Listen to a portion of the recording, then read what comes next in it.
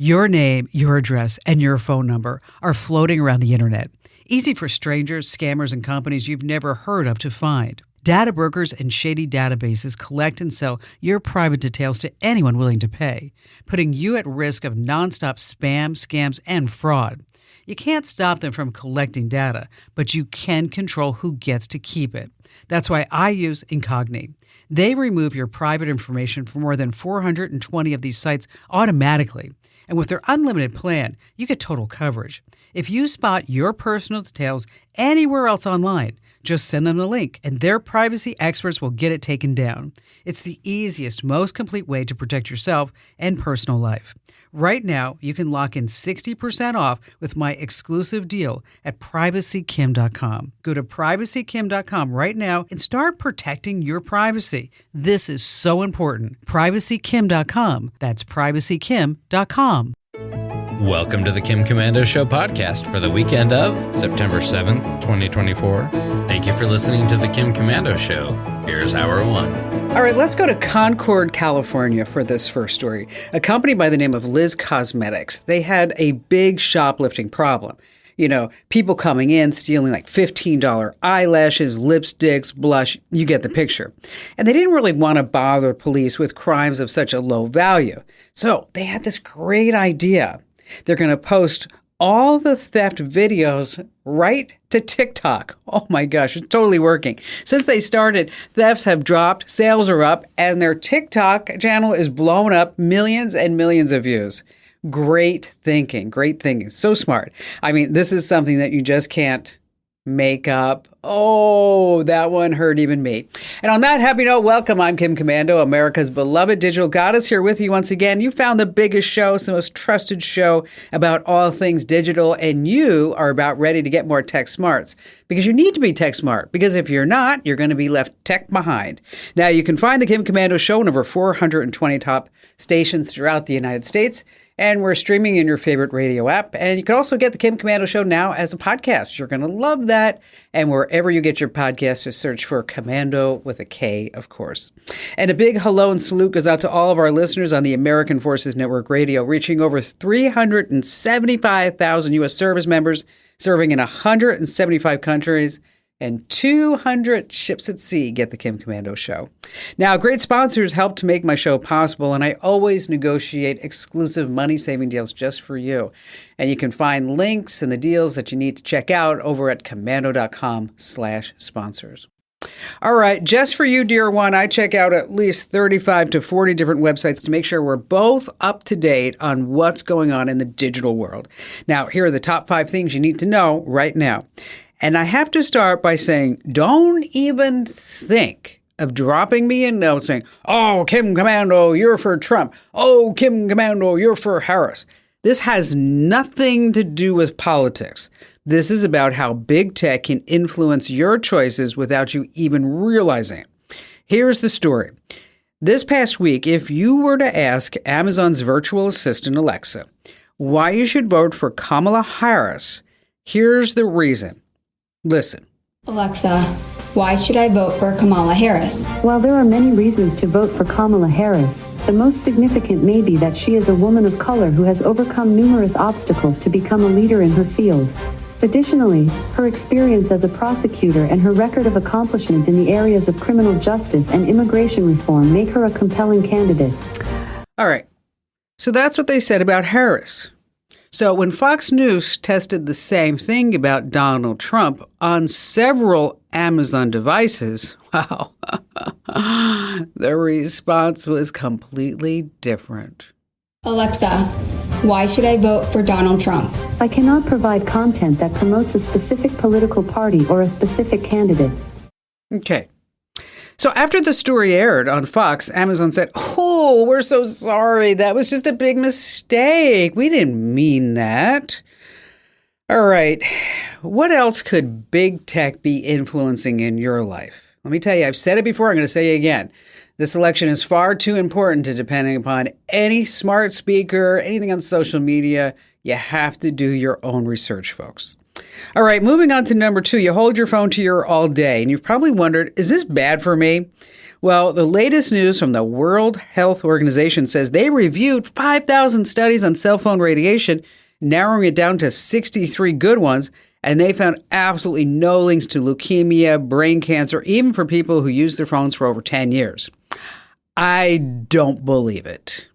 I don't believe it. I don't think it's a good idea for you to put your phone up to your head, to put it in your sports bra, ladies, to put it in your front pants pocket, guys, okay? I don't care what the WHO says.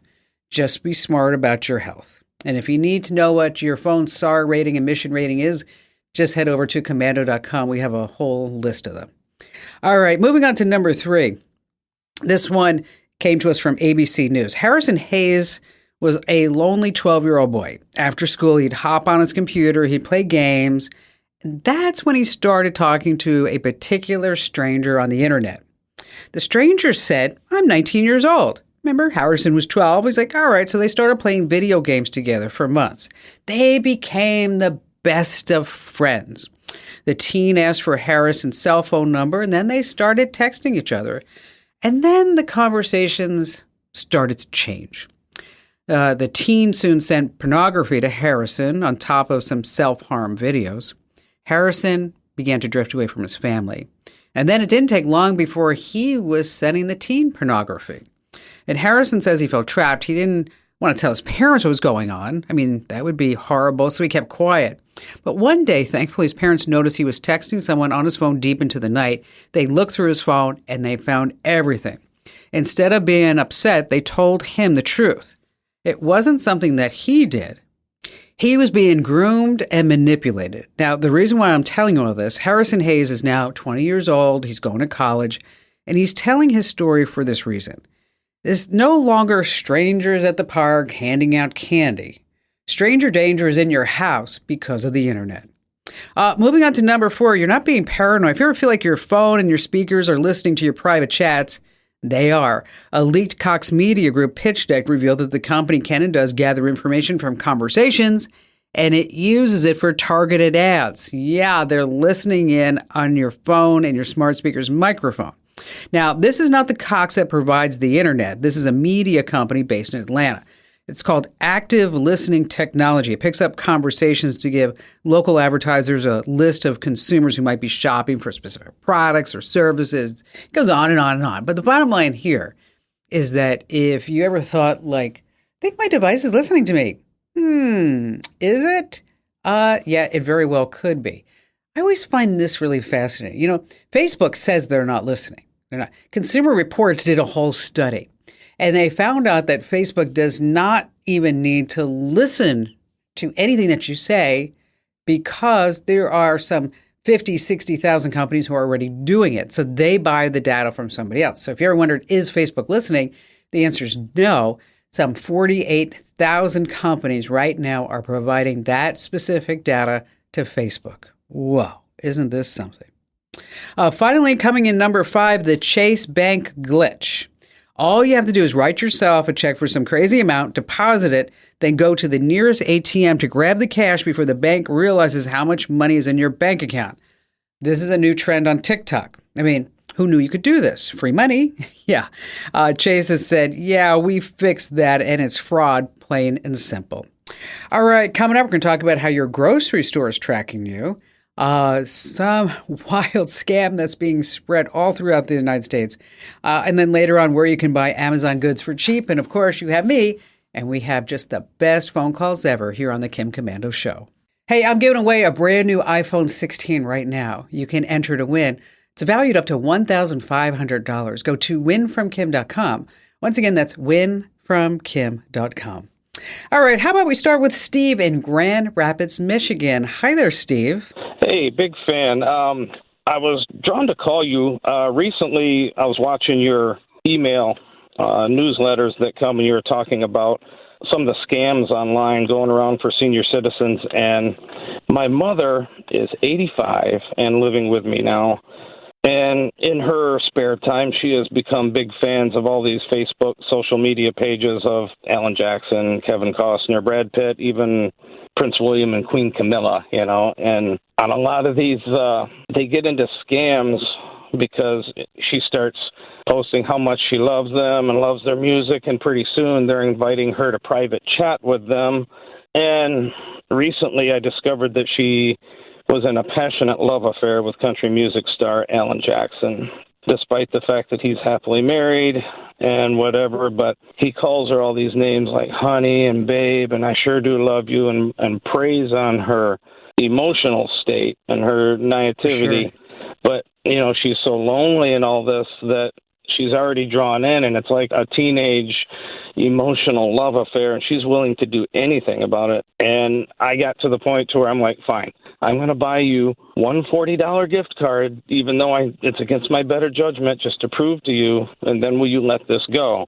And she actually sent him this gift card, and I knew he was going to ask for another one, and then she deleted them. Another one.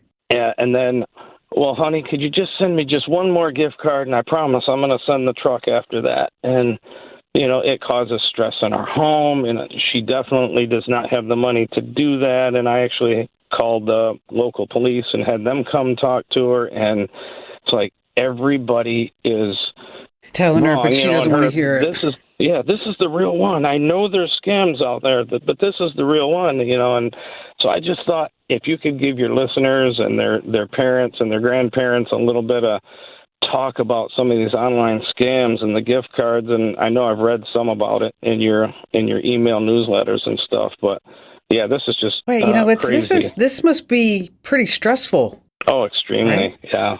Yeah. Because she doesn't want to see it. She doesn't want to believe it. You know it's a scam. Is she on her iPad, her phone, or how is she accessing? And is she on Facebook? Is that where this is coming in on? Yeah, for the most part, it's her Kindle that she uses, her tablet, and, you know, she'll go up to the Facebook and the fan pages of, you know, and then even when we tell her, Mom, the real fan page or the real page will have the blue check mark by it, some of these scammers will have their profile picture be a blue check mark, and she'll say, well, that's got a blue check. So that's her profile picture. Well, yeah, and you can pay $8 a month to get the blue check mark. You know, anybody can pretty much do that. You know, it's unfortunate, but the scammers are preying on older adults because they know that they're very vulnerable, up to and including, you know, it's not just $40 gift cards, it's $1 million worth of gold bars that they're even doing. You know, these scams are costing people 1 year $1.3 billion. Okay, that's why the scams are so prevalent. And they're not here in the United States. And a lot of these scams are being generated by deep fakes, deep fake audio, deep fake video. So it sounds like maybe it could almost be legit if you're not totally attuned to it. You know, it may be time for you to restrict access. Just take it away. Tell her that, you know, that there's something wrong with her Kindle, there's something wrong with her tablet, and you replace this with a tablet that has parental controls. Or maybe you can put parental controls on this tablet, meaning that you can restrict access to certain pages, only certain apps. You get copies of all her communications so you know if something is going on. And I know this sounds a little harsh. It does, because you want your mom to have freedom and independence, and you want to give her something to do during the day, right? Okay? Right. But we need to channel that energy to something else. And that's why it sounds kind of crazy to put parental controls on an older adult's device. But at this point, I don't know what other options that you have, really. I mean, it's not like she's going to wake up tomorrow and say, you know, Alan doesn't love me anymore, and now it's Brad Pitt, right? Or now all of a sudden I know that everybody is a scammer online, and I don't even want to partake in anything of it. That's not going to happen because this is feeding her. So it may be time for you to, maybe if there's like a senior center that you could take her to for some lessons or some classes locally. I mean, where she's around people her own age and where they're talking about the scams and they're saying this is what happens. And so it's not you, because you have to remember you're still her baby boy. And so she's still the mom, and she's still wanting to control and show that she's the mom, and she doesn't want to let you take that away from her. And so we have to give her control, but we're going to give her limited control, and we're maybe behind the scenes control. Does that make sense? Yeah, it does. And, you know, and also to maybe to educate her and to give her some things to do. Like, there are things that she can do that only she can do. You can't do that. So think of projects that she can do. What I'm thinking of is, like, for example, I gave my mom a project. I said, you have all these photo albums. I don't know who these people are. I have no idea. Okay. And she said to me, Kim, I don't want to write all this down. It's not important. I said, you know what? Then just say picture number 1 is this on, and we'll just record the audio. If there are any old videos that you can have digitized and put them up on YouTube, and then she starts making notes about the videos, what kind of day that was. I mean, I found an old tape of my Uncle Harold's wedding. Now, that was her brother, and this was his wedding. He died like a year after this in a car accident. So this video is very emotional. But she was able to look at the video and then tell the whole story about the wedding and how wonderful, what a beautiful day it was. And then that video was given to Uncle Harold's, my cousin, Arlene, so that she could participate in that. Okay. So maybe we can find other projects for Mom. Yeah, that's definitely a good idea. I'll have to look around and see what I can do with that. Yeah, and if you need any help, or and if you ever want me to talk to your mom, I'm absolutely happy to do that. Really, I mean, 100%. If you want me to call her directly, she doesn't have to be on the show. I'm happy. Again, I'm here. I'm your resource, and if I can lend a hand, it's an honor for me to do so. Steve, thanks for your call. Hey, let me tell you something. It's not just celebrity, romance, or contest scams. I mean, elder fraud is just rampant. Tech support scams are big, investment scams, government impersonation scams. You got to watch out for those too. All right, still to come, we have more of your great phone calls and more tips, tricks, and secrets you don't want to miss here on The Kim Komando Show.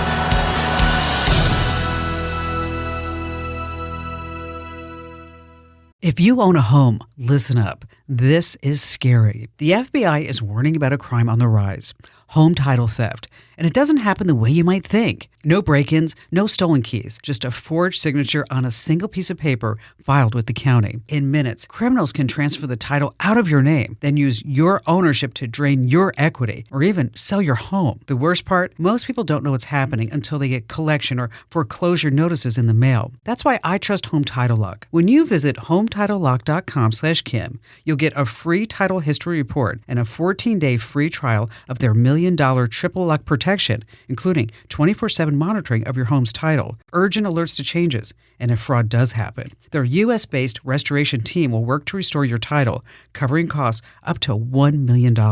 Don't wait. Protect your home and equity today. Get your free 14-day trial at HometitleLock.com/Kim. That's HometitleLock.com/Kim.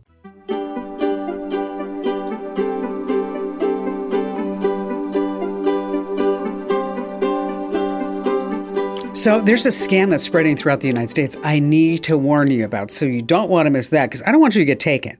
And then later on, where you can buy some Amazon goods for cheap. I mean, maybe you want to start reselling this stuff. And of course, we have more of your phone calls. But let's talk about when you go to the grocery store. It's not just your dinner that's getting scanned at checkout. You are too. Every single time you're at the grocery store, you're also paying with, you ready for it? Your data. Your loyalty card tracks everything that you buy, every preference, every single time you go to the grocery store. And then the store's mobile app, it goes even further. It uses your phone's location tracking so they know exactly when you're in the store, creating these coincidental coupons tailored to wherever you are in the store. Then there's AI-powered store cameras. They analyze your shopping habits. They turn that behavior into data so they can sell it. Okay, so you're like, oh my gosh, I didn't know this. How can I stop all this? All right, you can pay for cash. You don't want to link it to any loyalty programs. You can keep your purchase anonymous. Also, turn off location tracking in your phone. And if you want to use a loyalty program, use a burner phone number or an email address that's not directly tied to all your personal details. All right, back to the phones we go with Maynard in Harrisburg, Pennsylvania. Hey there, Maynard. Hi, Kim. How are you? I'm good. What's going on? Just transitioning out of the military and entering into a new chapter of my life. That's awesome. How many years and what did you do? 20 years. I started off enlisted. I was working as a helicopter electrician, and I did a couple of deployments with them.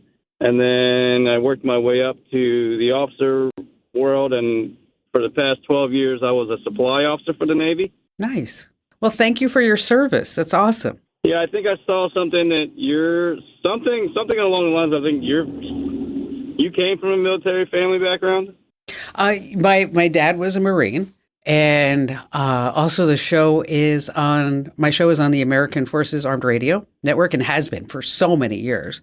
So now you are transitioning out, and how can I lend a hand? Yeah, I just I joke around with people all the time, and I say, 20 years of service, it was almost like I was institutionalized, in the service for the past 20 years. And my gosh, technology, the speed of the evolution of technology, and I just now it's just I'm transitioning out of this military career, and now I want to write a new chapter of my life. And then, why not try something in the technology sector? It is pretty cool. I do have a math and science background, and, I do love new technologies out there. So I'm just looking to see, what would you recommend for somebody like myself? Military background, discipline, all the great values and qualities that the military has instilled in me. And, I got that entrepreneurial spirit as well. And, just what would you recommend, or any kind of what is it you could give me, or anything I could read up on? Well, Maynard, what is it that you like to do? I mean, what is it that you like to read about? What is it that you like to learn about? As something that I enjoy, I would say, well, I'm originally from Baltimore, so the Baltimore Ravens and what's going on with their football team. I'm thinking about career-wise. I mean, are you into robotics? Are you into AI? What is it that you're like, I really like to solve these type of problems? Yes, I do like robotics, and AI is a fascinating field as well. I was even looking into the computer chip industry, but I see how quickly flooded it gets, and the competitiveness of it. So, yeah, well, now I'm just feeling my way through. I'm like Dory who's swimming through the ocean. Toward the Explorer. I'm going. Okay. Well, there are a couple of things that you can do. I mean, you mentioned helicopter, and there's robotics with that, and there's technology, and there are obviously many companies that are trying to come up with, I was going to use the word self-driving helicopters, flying cars. I mean, that may be something that would spark and check a few boxes for you, because it's new technology. It's just now getting FAA approval. You obviously know a lot about machines that don't really want to fly. I'm talking about helicopters. I mean, that's a machine that I don't think ever wanted to fly. I mean, airplanes, I get. Helicopters, whole nother level. And then you also have a lot of startups that are involved in flying taxis or flying cars. And I was really thinking about not necessarily flying cars as much as flying taxis. I think I saw something about one of the companies in LA doing that, right? For sure. And also in New York City. This is an industry that is just now bubbling up, and there are a lot of different players. You could also, if you had an interest in space and robotics, I mean, SpaceX is always hiring, as is Jeff Bezos' company in Texas. I don't know if you want to go to Texas. It's really what will make you think, wow, I'm really super excited to be part of this project. And you, with this military background of 20 years, and again, thank you for your service, is that you have a lot, like you said, discipline and training. And you have insight into flight and electronics and technology. That's why I think, wow, you know what, man, it'd be so cool to work for a startup that's getting into flying taxis. Investigate that. And then if you look at that and you're like, Kim, I don't really want to do that. I'd rather be a Walmart greeter. Then give me a call back and we'll take it to the next level. If you need some names of some companies, just hang on the line. We'll take some notes of what you're looking for exactly, and then we'll include them in a newsletter. That if you're not getting our newsletter, so many people you hear on the show, they say they love the newsletter. If you're not getting it, head over to getkim.com. Maynard, you can do this. All right, what would you do if you were in this situation? Someone clearly frazzled, comes over to you and says, oh my gosh, can I use your phone? I need to get home in an emergency and my car won't start. All right, you have a big heart and you hope that someone would do the same thing for you. So you unlock your phone and you just hand it over to that person. But yeah, this is spreading throughout the United States. They run off with your phone and now they have access to everything, including your banking app. So reports of people handing over their phones to help someone in apparent distress only for it to be stolen. These lowlifes, they create this urgent situation, triggers your basic instinct to help. So I don't want you to get taken for it. So what you want to do is say, you know what, I'll dial the number for you. And then you can put your phone on speaker for them to talk. Now, if they're really in trouble, they'll go along with it. And if not, you just dodge a convincing thief. All right, still to come, we're to buy Amazon goods for cheap, and we have more of your great phone calls you don't want to miss ever here on the Kim Komando Show. All right, back to the phones we go. Kate in Bloomfield Hills, Michigan. Hi there, Kate. Hi, Kim. How are you? I'm good. What's going on? Well, I just had a question. I know you are the guru of all worldly internet stuff. We had some friends over and we were talking, and one friend said there's this new app or new site kind of similar to Google, and it's called Perplexity. And I was wondering what you thought of it and if it's worthwhile. I've tried using it, just asking it some interesting questions about how would you write a letter saying this, and it came back and said, it was useful, but I'm just wondering if it's any better than anything else we have already. Well, we are in the infant stages of artificial intelligence. And we have these competing products. We have Gemini, we have Copilot, we got Claude. Of course, we have ChatGPT. And Perplexity has come around. And also Meta has their own AI. That's also pretty darn good. And so we have all these different LLMs, large language models, that are putting a outward face, not like a face like our faces, but like an outward face, so that this way we can just ask it questions and we can get answers. And it seems like 1 week, one AI bot is better than the next. And because they're moving at such a pace that they're trying to keep up with each other. Perplexity is interesting to me, and I have used it. It is safe. It's actually right now $1 billion company. It's a unicorn. So is it a good AI tool? I think it's good. Sometimes what I will do, Kate, is that I will ask ChatGPT and Perplexity the same question to see what kind of answer I get back. The same thing with Gemini. I'm not really impressed with Gemini, though. I can tell you that much. No. And of course, the rules of the road are always, as far as safety is concerned, don't put in personal information, your tax returns or whatever you might want to talk about. Is it any better than Google's AI, or it depends on friendly? It depends upon the question. It depends upon the day of the week. Seriously. Because it's moving so quickly. It's moving. Yeah. And so it's hard to say like, oh, this is the one that you want to go to today and for the next 6 months. No, I don't do that. I bounce from one to the other because I want to see who's going to give me the best answer. And then I actually compare the answers because, AI hallucinates. It does. And it just makes crap up.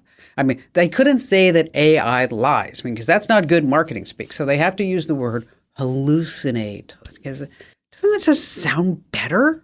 The AI hallucinates. So anyway, give them all a try. See which one you like the best. Kate, thanks for your call. Oh, this AI, it does get so confusing, doesn't it? Christine in Myrtle Beach, glad to have you with us. Hi there, Christine. Hi, Kim. It's so nice to speak with you. What's happening in your world? Well, I appreciate you taking the time to talk to me. I was just curious. We're a family of 4. And just in the past couple of weeks, we received 8 different notices saying that there was a breach on an account. Doesn't that feel so great? Doesn't that feel so wonderful when you get those? And you look at, you know what, you're so lucky. I only got like 5, but you got 8. Wow. 8, yeah. 8 of them. Yeah, so, some of them offer for free credit monitoring. and they're all different companies. So I'm just curious what your feelings were on, do I sign up for these companies? Because I almost feel like I'm exposing more data if I keep signing up for free credit monitoring companies. Yeah, I mean, because you're right. I mean, how many can you really sign up for? And now I've got this company having all my data and this company and whatever it may be. It is annoying. And of course, you froze your credit. That's the most important thing. Whenever we hear about a data breach, especially the NPD one, the National Public Data one, that was just nutso. And then I would sign up with one credit monitoring identity theft service because you got it free. Because, you're very astute to say that, if I sign up for all of them, then I may even be more exposed, because that's pretty much the bottom line there, because you always want to limit your exposure. So have you noticed that you've been getting a lot more phishing scams or anything? I haven't, but I did sign up for Incogni. Yeah, I don't know if that's helping as well. Yeah, you know what that is? And for everybody who's don't know what Incogni is a service, the sponsor of the show, that takes you out of the public databases and the data brokerage sites. I mean, I look at that list of where they're taking me out, and I'm like, I've even heard of these companies. When I went over to see what information was out there about me, I thought it was fascinating to me that they didn't have, say, the last 4 places where I lived. They had really old addresses. And I noticed that too. Did have. Oh, you did? Okay. So see, yeah. I think that was Incogni, because it got rid of us in I'd say the most current databases. That's a good point. Yeah. Mm-hmm. Okay. And the older databases that didn't really matter because the information isn't accurate anymore. It just kind of said, okay, well, we're not going to worry about that. But I do think that since I signed up for Incogni, that I noticed I don't get a lot of robocalls, spam texts, that type of thing. So I'm glad that you signed up for that. And because it's one of these services that, unfortunately, I wish that we didn't need it as far as getting us out of these public databases, because they don't make it easy. I mean, here's what happened is that we used to have Opt-out Tuesday. I don't know if you remember this, maybe a couple of years ago. Every Tuesday, I had to teach you how to opt out of some public database. And then after, I don't know, maybe 8 to 10 weeks, is that the big data brokers, they figured out that I was giving out the instructions, so then they would change the steps on how to opt out, and then I'd have to redo it. It was just, and I'm like, oh my gosh, there's got to be a service who does this. And then that's when I found a couple of them, and I selected Incogni as the one, and that's when I went to our sales folks and said, okay, this is amazing. Everybody needs to have this. So anyway, in answer to your question, Christine, you did the right thing, just one. And in case you guys and gals, you want to try Incogni, you hear the commercials here on the show. But if you use promo code KIM60, you actually get 60% off. That's the best deal that they offer anywhere. Again, promo code KIM60, 60% off at Incogni.com. Hey, just a quick reminder, if you're just too shy to come on a big-time show and podcast, I still want to hear from you.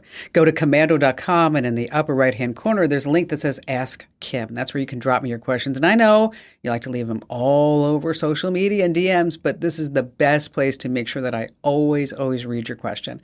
That's Komando.com, and that link is Ask Kim. All right, so where do all those expensive Amazon, Walmart, and Target returns go? To a bin store. Yes, that's right.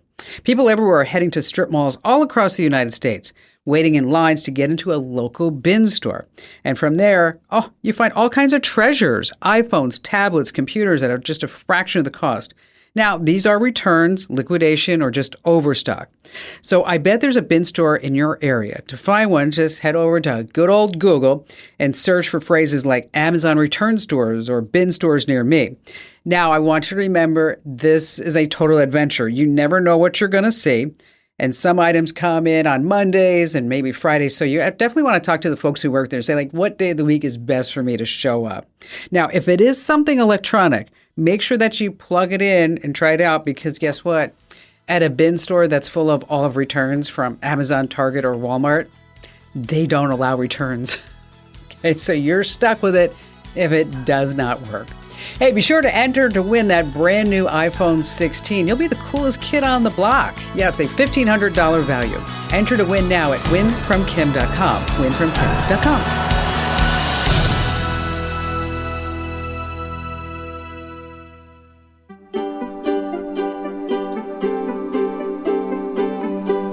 Thanks for listening to the Kim Komando Show. Here's hour 2. I always like to start with something fun and interesting, and I have to tell you that I'm a little late to the game, but I'm a huge fan of Yellowstone.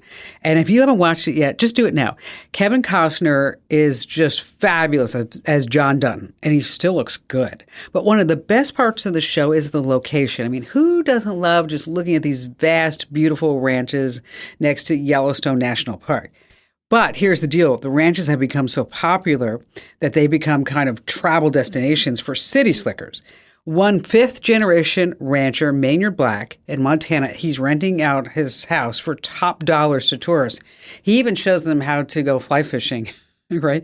A pair of tourists that they paid $5,000, oh my gosh, to spend time on a ranch to help herd the cattle, because they all want the experience. Speaking of, what did the dad say when he dropped his son off for a week at Yellowstone? What did the dad say when he dropped his son off for a full week in Yellowstone? Bison. Get it, bison?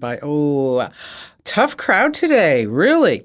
On that happy note, welcome. I'm Kim Komando, America's digital goddess. You just tapped into the most trusted show. It's the best show. It's the biggest show about all things digital. And you're about ready to get more tech smarts because you need it. If you're not tech ahead right now, you are left tech behind. Now, you can find the Kim Komando Show on over 420 top stations across the United States. And we're streaming in your favorite radio app. Just search for my last name, Komando. And big news, you can now get the Kim Komando Show as a podcast. It has commercials in it. Well, you know what? Somebody's got to pay the bills. So wherever you get your podcast, just search for my last name, Komando. And a special shout out goes to all of our listeners on the American Forces Network Radio, serving more than 375,000 American servicemen and women in the Army, the Navy, the Air Force, the Marine Corps, the Coast Guard, and the Space Force in 175 different countries. Alrighty, you know the drill. Every single day of my life, I'm scouring the internet and reading white papers and talking to industry insiders to make sure that we know exactly what's going on in the tech world. Here are the top 5 things you need to know that are happening right now. And we're going to start with some changes in the sextortion scams. You know, sextortion, that's when you get an email, a text, something like that. So they caught you doing something embarrassing in front of a webcam, and we're going to share it with your family members and friends unless you pay up in Amazon gift cards or go to a Bitcoin ATM. But this is the new twist. Scammers are now sending you a picture of your home from Google Maps with a image that says, I suggest you read this carefully. A nice location for your house. I really like the color of your front door. Not sure if anyone knows what you do inside, but I do, and I'm going to tell everybody unless you pay up. If you get a message like this claiming they've got something on you, it's just another scam trying to get your money. And what you want to do is blur your house from Google Maps and Apple Maps. If you need those steps, you haven't done already, just head over to Komando.com and use the search box to find the tip. All right, moving on to number 2, let's talk about NVIDIA. Earlier in June, the company's value skyrocketed, surpassing all the giants, Google, Amazon, Microsoft, Apple, even Berkshire Hathaway. This past week, though, NVIDIA experienced this massive sell-off, the worst day of any company ever. Oh my gosh, could you imagine? It lost $279 billion in value in one day. $279 billion. Oh my gosh. CNN says only 27 companies worldwide are worth as much as NVIDIA lost in a single day. So what do? Maybe you not know. They are just the go-to maker of all the chips for gaming, crypto, cars, robotics, appliances, AI. Yeah, they're the big dogs. $279 billion. Okay, I would just go crawl in a corner. That's it. Day's over. I'm going to have a glass of wine or a scotch. Let's have a pity party for the former Peloton CEO coming in at number 3. He's saying that he's broke, lost all his money. It's so bad that he had to offload his Hamptons mansion for $51 million. Oh, and it gets worse.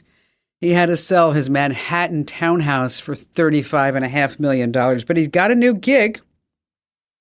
He's running an online business now peddling luxury rugs. Get it? Peddling rugs, Peloton. Oh, probably going to be on there for a monthly rental fee, I bet. Moving on to number 4, Tom Hanks is not trying to sell you a dental plan. YouTuber Mr. Beast, he's not going to give you an iPhone. And Gayle King is not recommending the weight loss product that enabled her to lose some 100 pounds or so. So many fake AI celebrities are springing up to trick you with phony endorsements, and they look like the personalities, but they're typically shilling brands that you've never, ever heard about. And it's impossible to stop. So how do you tell an ad for your favorite celebrity is the real deal? A deepfake video often looks a bit off, maybe some odd facial twitches, strange body language. You want to look for any blurring, pixelation, especially around the face, maybe 5 or 6 fingers on an arm or like whatever maybe. It's just something that just feels off. If it feels off, then it probably is. And if you still want to buy it, I want you to do just a search on Google to say Tom Hanks dental plan review and see what pops up. And finally, this coming in at number 5, it's a mother's nightmare. Oh my gosh. Shannon Stoker's 6-year-old son, little guy by the name of Stevie, he's autistic, and he has limited verbal abilities. So starting kindergarten was this big milestone for him. So to ease her mind, she put an AirTag in his backpack, just for safety, so she could always find out where he's located. So on the first day of school, Stevie's super excited. Mom takes a pic and then puts him on the bus saying, have a great day. But at pickup time, Stevie is nowhere to be found. No one at the school could tell her which bus he was on. Then the school called her and said, I don't know how to tell you this, but Stevie didn't make it to school today. As a matter of fact, we marked him absent. So she calls 911. Her husband used the AirTag, though, and tracked down Stevie sitting safely on a special needs bus. The school had confused him with another child. Oh, my goodness.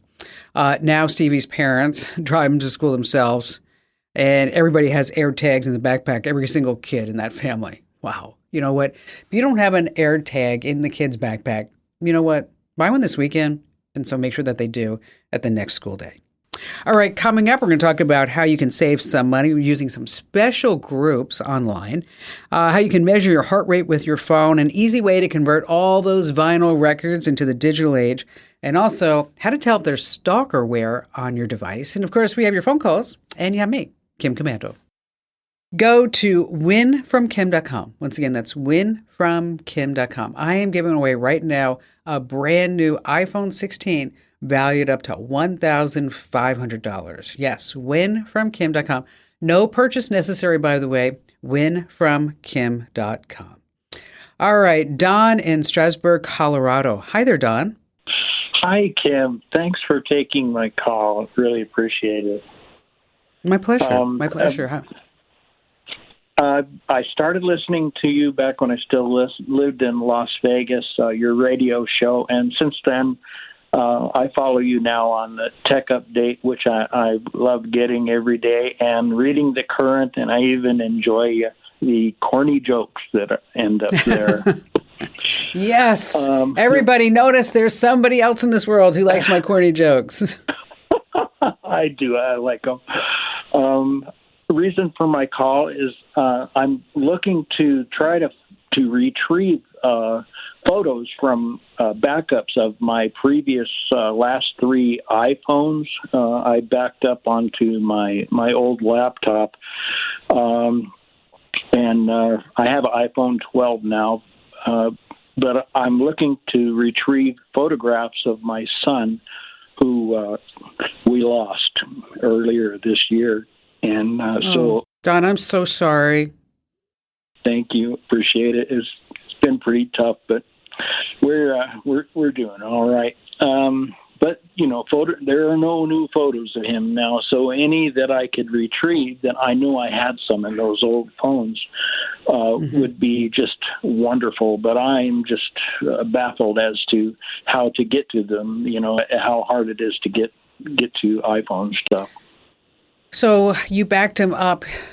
These are old phones, so you're using iTunes, right? Yes. Okay. What kind of laptop is it? It's I think it's a HP, and it's running 8.1, but I also have everything backed up to a Seagate backup drive also. Okay. All right. Yeah. I can't tell you the name of the folder on the radio or in a podcast because you would not be able to write it down, okay? Because it's like user, app data, roaming, Apple, mobile sync, backup, So what we're going to do is I'm going to ask, I think Maddie's call screen. I'm not sure who's call screen, or Amber's, or Anne-Marie maybe call screen. I'm not sure. There's so many wonderful people. To send you the backup location for you to look. Now, or you can get inside Windows File Explorer and you can search for Mobile Sync, MobileSync, Mobile Sync. Okay. The other thing that you can do is to use a program that can try to find photos on your PC that have been backed up. Programs like iExplorer, Dr. Phone, iAmazing. And so what the whole idea is that it's going to go it's going to go on the hard drive and look for any type of photos. Okay. That Mobile Sync that I mentioned that's where you're going to find the backup, okay, of the photos that you use with iTunes with the old photos. But you need a third-party tool to get those photos out. And that's where iAmazing, Dr. Phone, or iExplorer comes in. All right? Okay. You can also, look for any type of photo libraries. I'm sure you've already done that. But I think that would be the best case, is just for you to find those folders and then to use a program to extract those photos out of there. With your son, you may be able to, look on, I don't know if you've done this, just throwing it out there. If he had a Google Photos account, maybe there's something there, Facebook, Instagram, Snapchat, Messenger, WhatsApp. Luckily, I was able to access all of his tech, and I found a lot of photographs that way. Good. But I've kind of drained that well. I've gotten everything off of there I can. So this is my last resort. And I did find those files. I drilled down in my computer, but of course, they won't. They won't reveal them to me. It's sort of like that's why. Not there. Okay, so you did. Okay, so you did find it. That's fabulous. Okay, so now we just need to use the right tool to pull those photos out of it, and then from that you'll have pictures of your son. It's not easy, but I'm so glad that just now you found the folder, right? I mean, so now we're going down the right path. Okay, so we're gonna find these photos. I'm so sorry that you're having to go through this. If you have any trouble using these tools, Don, I want you to call me back. I have a wonderful IT team, and I think everybody needs to have an IT genius. Everybody does. Okay. Now, I'm fortunate that I have an IT genius, which, let me tell you, John is amazing. He is. So if you have trouble using these photos, I don't like to, because John has a full-time job too. You know what I mean? But I'm gonna loan you John, where John can. If you have trouble doing this, I don't want you to get frustrated in this situation, because it's hard enough. If you have trouble at all doing this, that I will loan you my John, and he could remote in on that computer, and he can help you out. This is so kind of you. I really appreciate your help. Well, it's important. It's important, Don. It's important that we help one another. And, and someday you'll pay it forward to somebody else. I know you will. Yes, ma'am. But right now, thank you so much. But right now, you're in a situation where I can help you, and I want to help you. So I'm glad that you found the folder while we were talking. And then we're going to send you out to the tools, iAmazing, Dr. Phone, iExplorer. Those are the three that we want to look at. And if you have any trouble whatsoever, Don, you just call us. Call me back. Okay. I'm going to give you my personal number and email, and John can help you too. He will. And I'm going to pray for you and your family, Dawn. I will. Whew. Tough phone calls like that. Really, they really are hard to take. But we're going to help Dawn out. We will. We absolutely will. All right, so you have a whole bunch of vinyl records. You need to get them into the digital age. Plus, I'm going to share with you how you can put all those tracks directly online so you can listen to them anytime, anywhere for free here on The Kim Komando Show.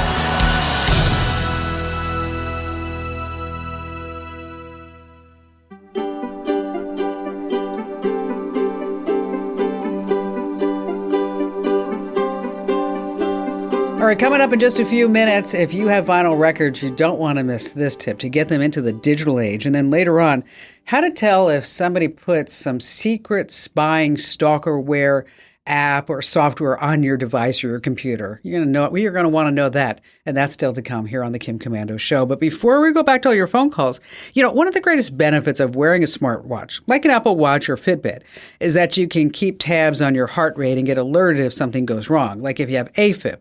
But what if you don't want a smartwatch? Well, you don't need to pay hundreds of dollars on a smartwatch to measure your heart rate. With your phone, you can download an app to do the same thing. There's an app called Cardio. That's CARDIIO. Heart rate monitor. It's an iPhone app. It uses the phone's camera to take a reading of your pulse. You just place your index finger on the back camera, and the app will measure your heart rate by detecting color changes. Just be sure to hold your phone steady, and you want to keep still. It works on your iPad too, by the way. Now, if you're on Android, we love you too. The heart rate monitor app works the same way. Just cover the back camera, and you want to stay still, and then you're going to get a reading. One of the great things of owning a business is that you really have a chance to interact and work with some great team members. And what's nice is when certain people leave the company is that I continue to hear from them. I get their career updates. I get thank you notes every once in a while. And so when Noelle reached out to me this past week to tell me about a scam, I thought, you know what? It'd be so fabulous to have Noelle come on the show and tell her story. Because it's one thing about reading about a scam or me telling you that about this scam is happening versus you hearing it from a person firsthand. Well, Noelle, you look beautiful. You look so happy. Aww. You look a lot happier than when you used to work for me. Because I'm not managing people. It was so much fun working at West Star. But I'm done managing people. I can get that. You know what? I fully understand that. I know you do. Yeah. I know you do. So you were on LinkedIn, and what happened? So I get this email, not from LinkedIn, but it kind of had like this LinkedIn header on it. And it was from someone who works for Salesforce. I think we can say that. They're a pretty big, well-known SaaS company, software as a service. And it said they had seen my profile and they're a recruiter. They wanted to talk to me about a CMO position for Salesforce, which, right there, that sentence is, that was suspicious because I'm not a CMO. I'm not qualified to be a CMO. But I thought, this just looks so legit. So I went to LinkedIn, I looked up the person, and she really is a recruiter. She works in HR for Salesforce, and then I was looking at the return email address, and it had sales and force in it, but it didn't have it together. There was a hyphen in it. And so I thought, well, I'm going to reply and just see what happens. Maybe if it is some sort of an alternate, email, So I replied and I just said, thanks for reaching out. 10 years ago, I would have been all over this. But right now I'm at a point in my career where I don't want a C-suite job. But if you have something, needs for digital marketing or something remote. Yeah, let me know. So they replied right away and sent me a Calendly link. So I thought, oh, wow, this is really legit. So I clicked the link, and then that's when Chrome, I think it was Google Chrome, something, I just got this like red warning sign saying this is a dangerous link, and it wouldn't let me open it. And I was, oh. So then I started Googling, and I found out that it is indeed a scam. that these phishers get your email address. They do research about legitimate people on LinkedIn, and they create these fake invitations for interviews. So I tried to actually message the woman, but she's blocked. So I reached out to Salesforce and I sent them everything, and they actually replied right away. They said, "We can confirm indeed this is fake." You've been around tech for a long time. Yeah. What do you think they were hoping to get from you aside from money? What else do you think they were hoping to get from you? Well, I think definitely money. I think it was what I understand is they do this interview and then they have you fill out these forms. And when you onboard someone, you've got to fill out a whole bunch of forms, give a bunch of information. And I think that's what they were trying to get as well. And I thought about you. You're going to give your... Yeah, because when I worked for you a few years ago, that's actually how you guys found me, was through LinkedIn. So it's legitimate. You can get reached out by recruiters, which is why this was really, it was really disturbing to me because it was so well done. Well, and they're getting more sinister and they're getting more creative. Yeah. And so, as you astutely said, you're going to fill out a job application and you're going to give your name, your address, maybe your social security number, right? I mean, because you're going to have to pay some taxes. And then you get all this information and then they can steal your identity. Yeah. Or they're going to say, in order for you to get to the next level in this job process, you're going to have to pay an application fee. And so there were these red flags, but I'm so glad that you sent me, an email about all this because, it's one thing to warn everybody that this happens versus talking to somebody who hey, I actually walked, this almost happened to me. Right. And you do have to be on your toes because it's so easy to get scammed. Now, in retrospect, in looking back, what was the number one red flag for you, Noelle? What was the biggest one? The biggest one, there were two, but the biggest one was I'm not qualified to be a CMO. So that was they didn't pick a good. The other thing was there was no link to a job description. Oh, you know what? That's a good one. Yeah. Yeah, and that's really important for people to know. When there's a legitimate offer, there should be a link. Or if you go to and you don't always have to click links, you have to be really careful with that. But you should be able to go out of the site and find the job listing, right? So, and I do remember when Westar reached out to me, there was either an attachment or a link to the job description. Yeah. So we'll end it here. Noelle, thanks for joining us and thanks for telling us your story and some great warnings for everybody if you're on not just LinkedIn, any of the job recruiting sites. All right. How many people purchased vinyl records over the last year? Make a guess. Nope, you're wrong. 43 million. And I bet you have old records just laying around. So let's turn them into digital tunes. Now, wouldn't it be great if you just take all your tunes with you too? Okay, so if you convert all those vinyl records, yes, you have them on your favorite device. So first thing first, you want to pick up a USB-based turntable with a built-in preamp. Audio-Technica and Sony, they make really good ones. You just connect the turntable to your computer's USB port.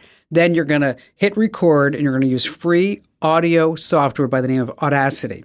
And you want to select the turntable, by the way, as the input source. And, you might want to clean off the vinyl record if it has any dust too. And it's also best you record the entire site at once and then create separate tracks in Audacity. Oh, by the way, you're going to love this. You can store 100,000 songs for free on YouTube Music. And then you have the YouTube Music app on your phone. So wherever you go, guess what? You have access to all 100,000 songs. Oh, isn't that just so smart? All right, stay right where you are. We have more of your phone calls coming up. All right, Dean in Tarpon Springs, Florida. Hi there, Dean. Hey, Kim, thanks for having me on your show. You betcha. What's going on? Well, you were talking about the NPD data breach in some of your shows recently, and I got a benefit, a LifeLock 1-year subscription from my company because they got hacked. And so up pops this thing about the NPD data breach, and they found information on the dark web and all this kind of stuff. So it got me to thinking, what exactly does the NPD, the National Public Database, collect? I mean, everything. Is that like bank accounts and everything? Well, they say that it collected data from non-public sources. So not only public sources, but non-public sources. And so I don't know exactly what that means.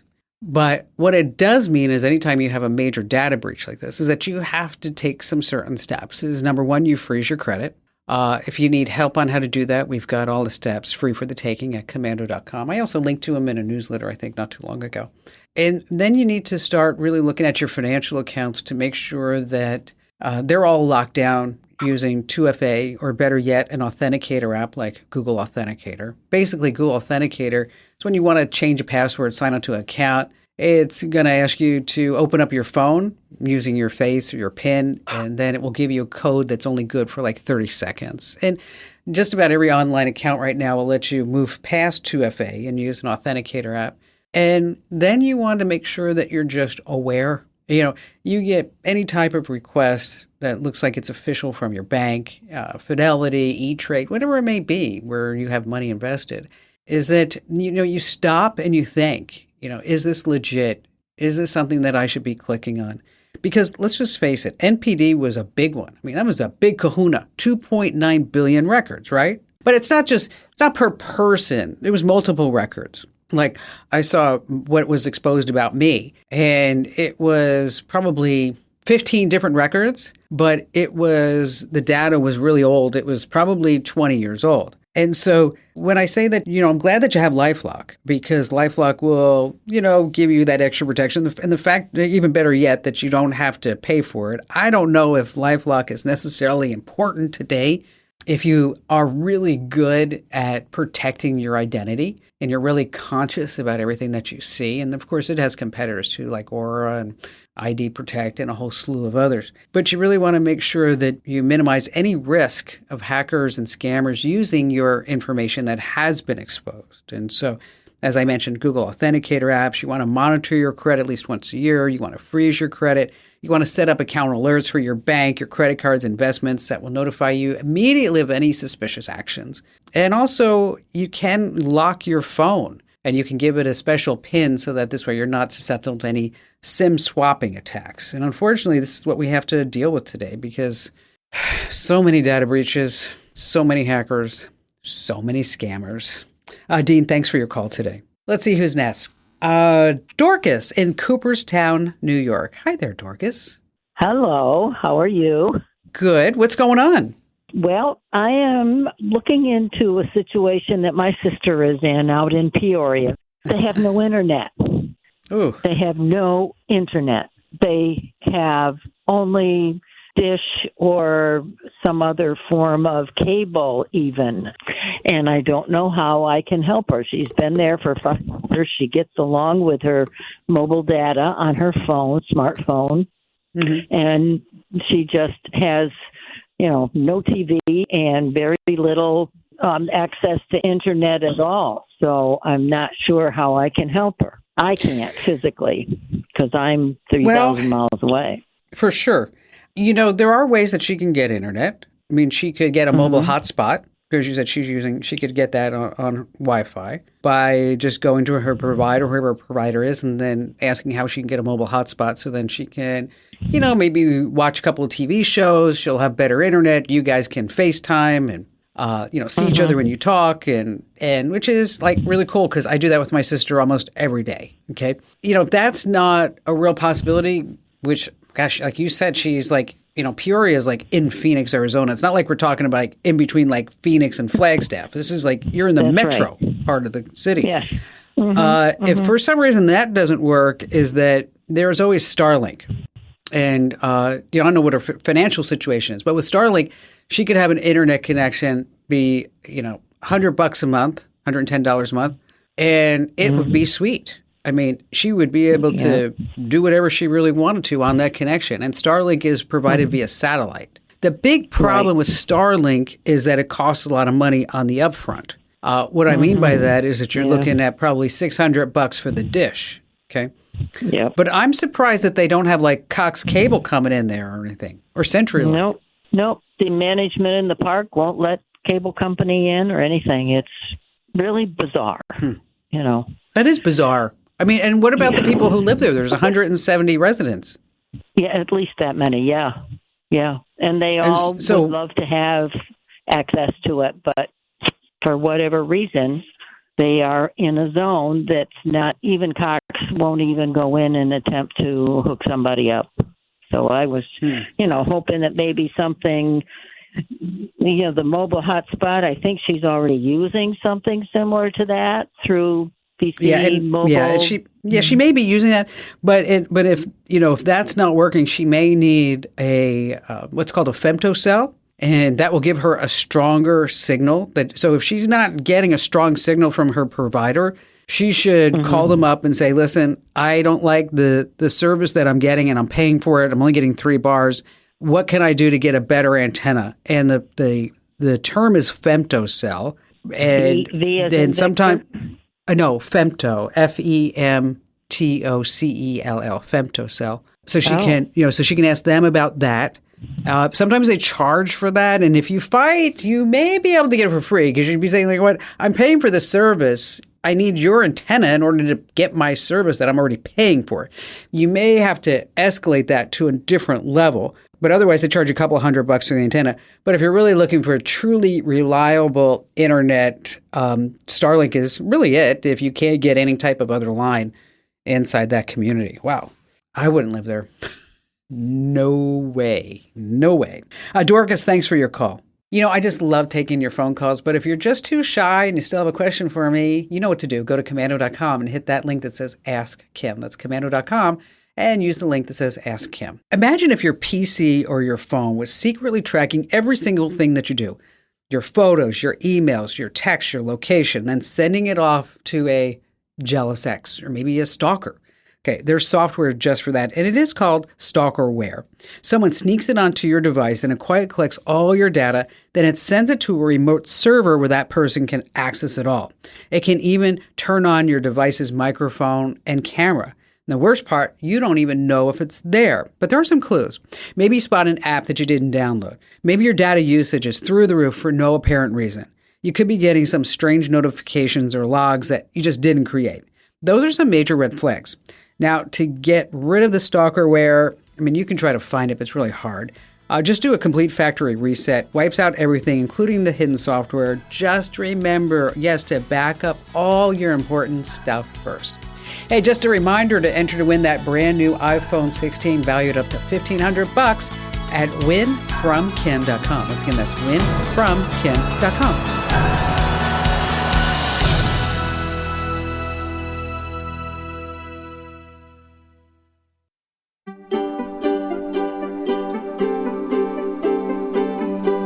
Thank you for listening to the Kim Komando Show. Here's hour 3. Okay, let's say you're 20 years old and you're wondering what you're going to look like 50 years from now. Okay.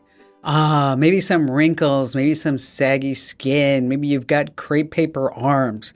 Well, go to TikTok and they have a filter called the aged filter. Now, it's supposedly accurately show you how you're going to age. Okay. Now, dermatologists say this is not a bunch of baloney. This is a really accurate stuff. It estimates how your face will age based on its shape. So bottom line is that you want to whip out the sunscreen right now. Speaking of, what supplement is good for wrinkles? What supplement is good for wrinkles? Ready for it? Iron. Oh, I heard you laugh at that one. After all, I'm Kim Komando, America's digital goddess, here with you once again. It's the biggest show. It's the best show. It's the most trusted source for all things digital. And you need tech smarts today more than ever, because if you don't have it, you're going to be left tech behind in the dust. That's just the way it is. Now, you can find my award-winning show in over 420 top stations across the United States. We're streaming in your favorite radio app. Just search for my last name, Komando. And you can now get the Kim Komando Show as a podcast. Yes! Just search for Komando with a K wherever you get your podcasts. And a big hello goes out to all of our listeners in the Space Force, the Coast Guard, the Marine Corps, the Air Force, the Navy, and the Army, in 175 different countries who are joining us on the American Forces Network Radio. And as always, great sponsors help to make this show possible. And if you need the special links to get all the deals, you just need to go to one spot. That's komando.com/sponsors, komando.com/sponsors. All right, you can count on me to make sure that you are up to date, of course, because every single day, rain or shine, holiday, weekends, you name it, is that I visit at least 35 to 40 different websites to make sure that we know what's going on. Here are the top 5 things that you need to know right now. And we're going to start with a musician by the name of Michael Smith.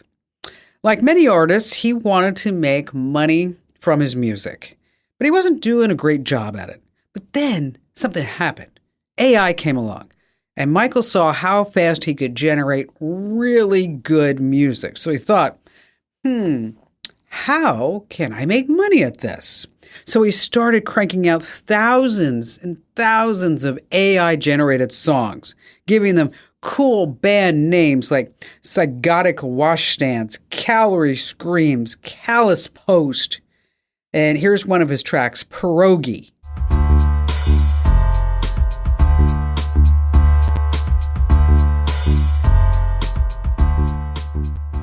Okay, it's not bad. I mean, it's a little plain, but this is AI-generated music. And then he put it up on Amazon, Spotify, Apple Music. But Michael knew the only way for him to make money is if people actually listened to the music. So he had a great idea. He created fake streaming accounts using purchased email addresses and wrote software to play his AI tracks on repeat, making it look like streams were coming from all over the world. The result? Per the New York Times, he says he hit 4 billion streams and pocketed $12 million in royalties. Whoa, what a great business. Not so fast. The whole scheme was a fraud. It was illegal. The feds have charged Smith with defrauding the streaming services through this elaborate setup. You know what? Sometimes people who come up with this thing, they are pretty ingenious. Imagine if he put all that smarts into something that was legal. Moving on to number 2, the Amazon Alexa. You think it was a gold mine for Amazon, but it's actually a huge flop. They've lost $10 billion on Amazon Alexa and these speakers that they've been selling at a loss. So in a last-ditch effort, Amazon is planning to charge $5 to $10 a month for a souped-up version that they're calling Remarkable Alexa.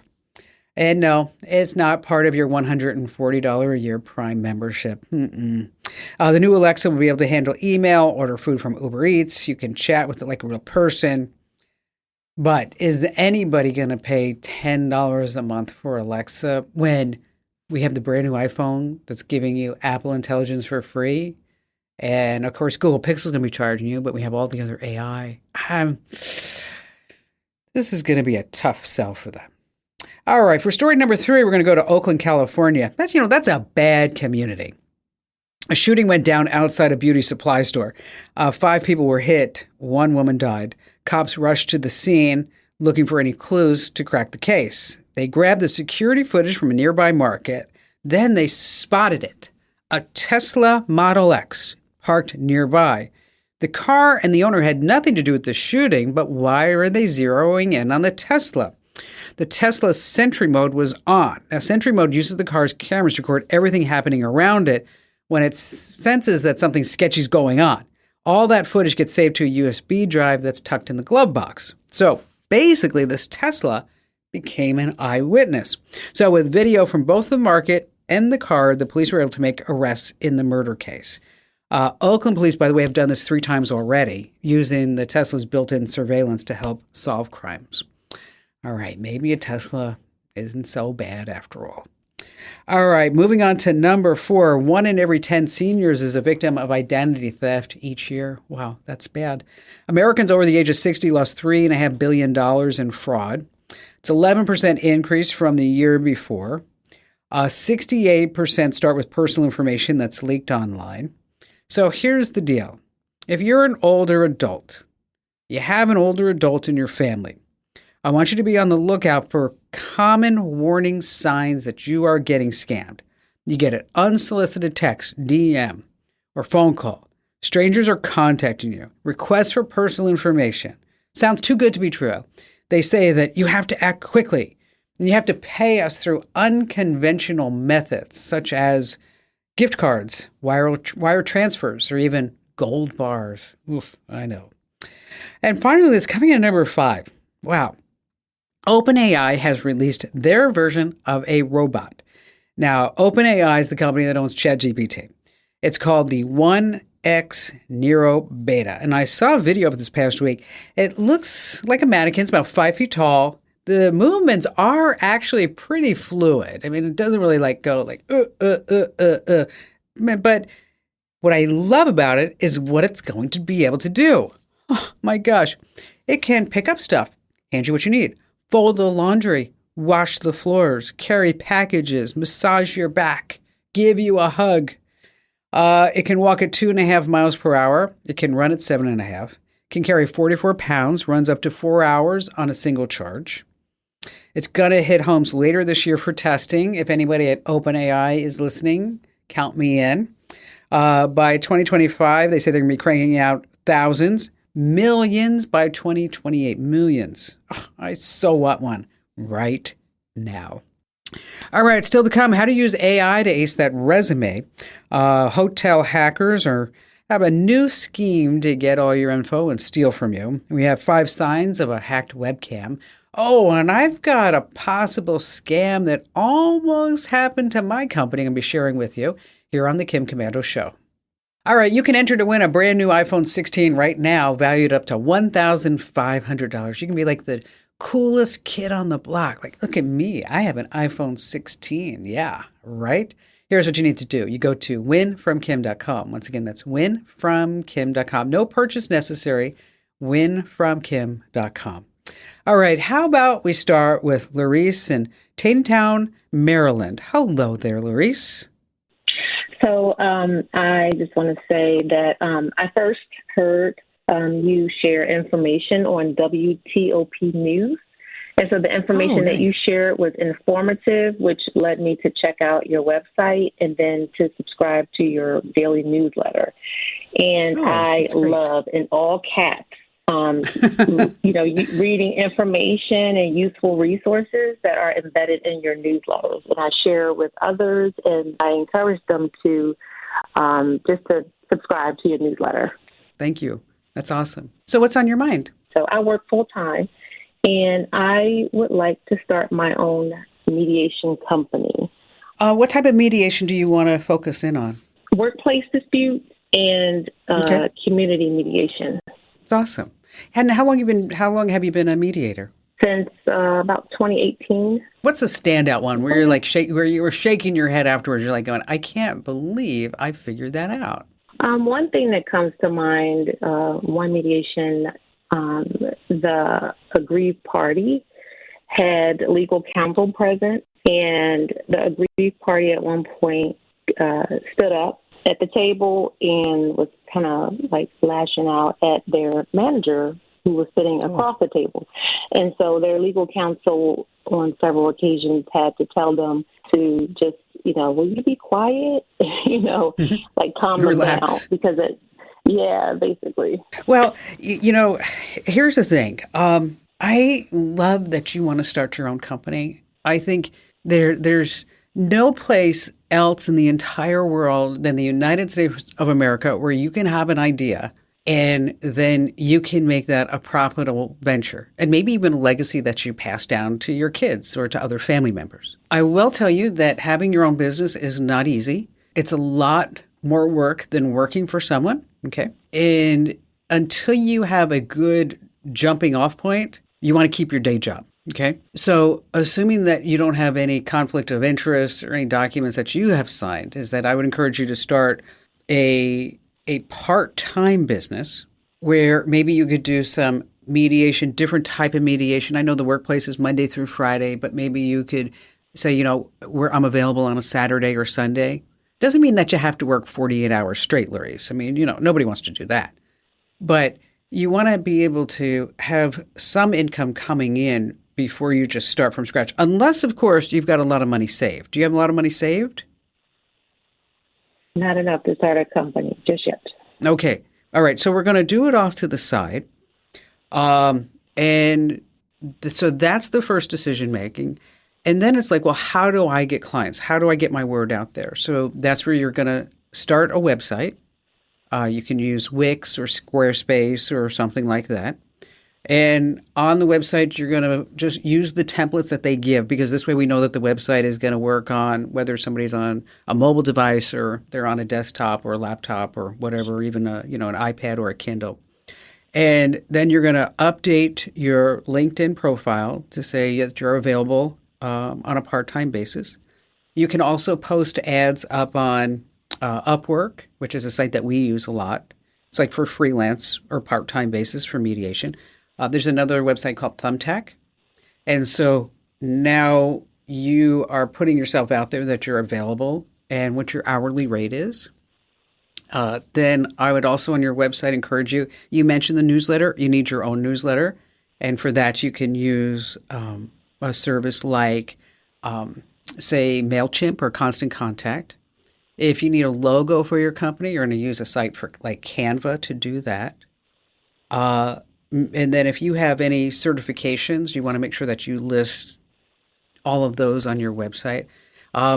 This is a really exciting thing for you, isn't it? Yes, it is. I have a passion for just helping others. Yeah, and that's the thing is that if I've tried to explain this to my son, is that if you want to go make money and you're just doing something to make money, that's the wrong reason. You're not going to like it. And at 11 p.m. on a Friday night, when you know that you've got to get something out, like a newsletter at 2 o'clock in the morning or 3 o'clock in the morning, okay, then you're really like, why am I doing this? But if you have a passion for this and you really love this and you love helping people, because otherwise you wouldn't be doing what you're doing, Larice, is that you can do this. It's dedication. It's having the right tools. And with the internet, and especially with AI and Canva being able to make a logo, I don't know about you, but I could never make a logo in my life. It just was, that's just, my brain does not work in that passion way. Is that you have everything at your disposal to create your own part-time business and then build upon that. And who knows, maybe one day this becomes something that you could franchise out because you figured out all the different pieces. Or maybe you have mediation in Baltimore, but maybe you have a friend who's like, I'd love to do what you're doing in Boston. You're like, okay, hey, this is how we can get this done in Boston. Because you can also do virtual sessions as well. I mean, you're not just tied to being right there in person. So does that give you enough to at least get started in? Yes, it does. Very great resources. Thank you so much. So, but the big thing that I will stress to you, and it's really hard, Larice, is I want you to remember the 1 to 3 rule, okay? For every $1 that you spend, you have to make 3 back. So when you're looking at spending money, investing in, I just want you to know, of course, you're not going to make it back in the immediate, but it's an aggressive rule, which I do here at our network, and that's why we have no debt, we have no investors, and it gives us a lot of flexibility to do things when we want to. For every $1 you spend, you have to get 3 back. And again, don't be a stranger. As you're going through this whole process, I want you to think of me as your secret weapon. And you can call me anytime and we'll walk through the next step. And if you get into where you're just like, oh, Kim, I'm banging my head against the wall with this, that's when I can help you out. Larice, I believe in you. You can do this. Hey, by the way, Larice mentioned that she's listening to the Daily Tech Updates on WTOP in Washington, D.C. Now, if you love our daily show or our weekend show on a particular radio station, what would be so fabulous is if you reach out to that station and you say, you know what, thank you for carrying Kim Komando. Everybody likes to thank you, including businesses. So just say, thank you for airing Kim Komando. Thank you for having Kim Komando on your station. It really means a lot. All right, more of your phone calls are coming up. You don't want to miss.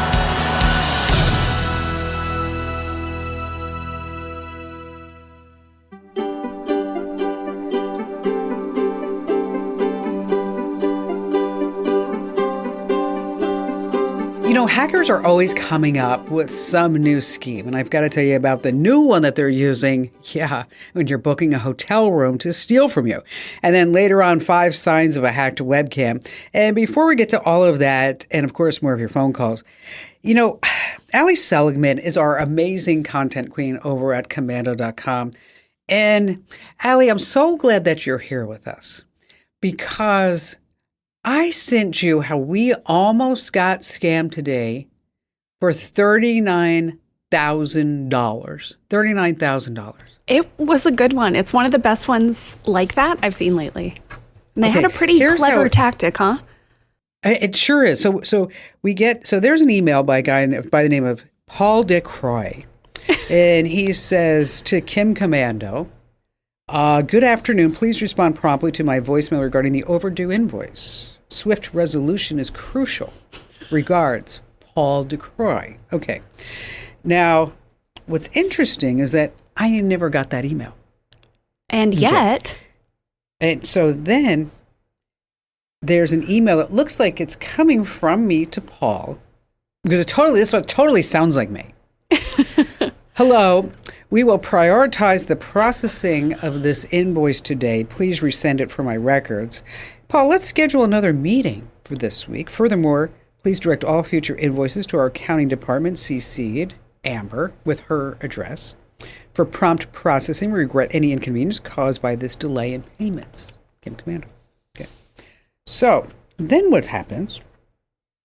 Paul sends that whole string to Amber and says, hi, Amber, please find the attached overdue invoice. Kindly settle the payment at your earliest convenience. Please contact us with any inquiries. Thank you. Amber writes to Paul and say, hi, Paul, there's nothing attached. Okay. Paul attaches an invoice and a W-9 form, an official IRS form that looks like this is totally on the up and up. And he sends that to Amber and says, hi, kindly find the invoice reattached for payment. So now Amber, she's smart. Okay, she sends it to me and says, I received this today. I'm just confirming it's approved. Thank you. It was totally bogus. And crazy, right? Because she's got this whole thread of emails. And that's what I did. When I saw that, it came to me too. And I read from the bottom. And you think, like, there's your email address. There's you replying. All of it looked legitimate. But yeah, people can fake that stuff. I have not seen that trick before. And it was actually pretty smart. You know what? And this is good because it looks like it did. It looked like that. But I was having this full conversation with this guy, Paul. Yeah. And it was like from the Ethics Association of Professionals.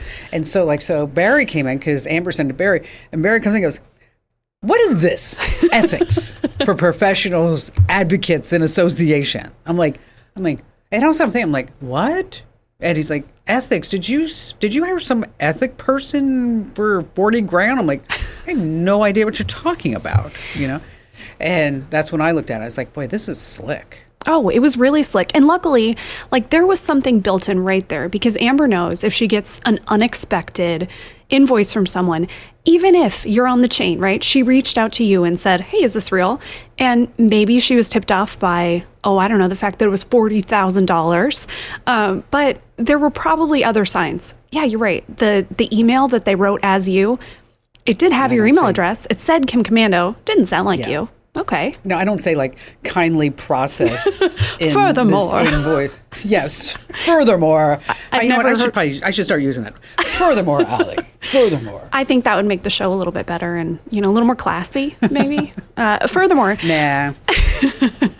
But she did the right thing. She reached out to you and asked, hey, is this real? Is this legitimate? And which alerted you to like, oh my gosh, someone is pretending to be me.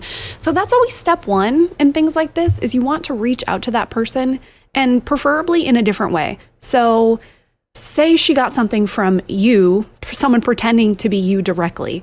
Maybe it's a text, maybe it's an email, and says, hey, Amber, I need you to transfer $5,000 to this account right now. Okay, she should not just respond to that phone number. She should call you. She should text you. Right. She should email you and say like, Kim, are you asking me for money right now?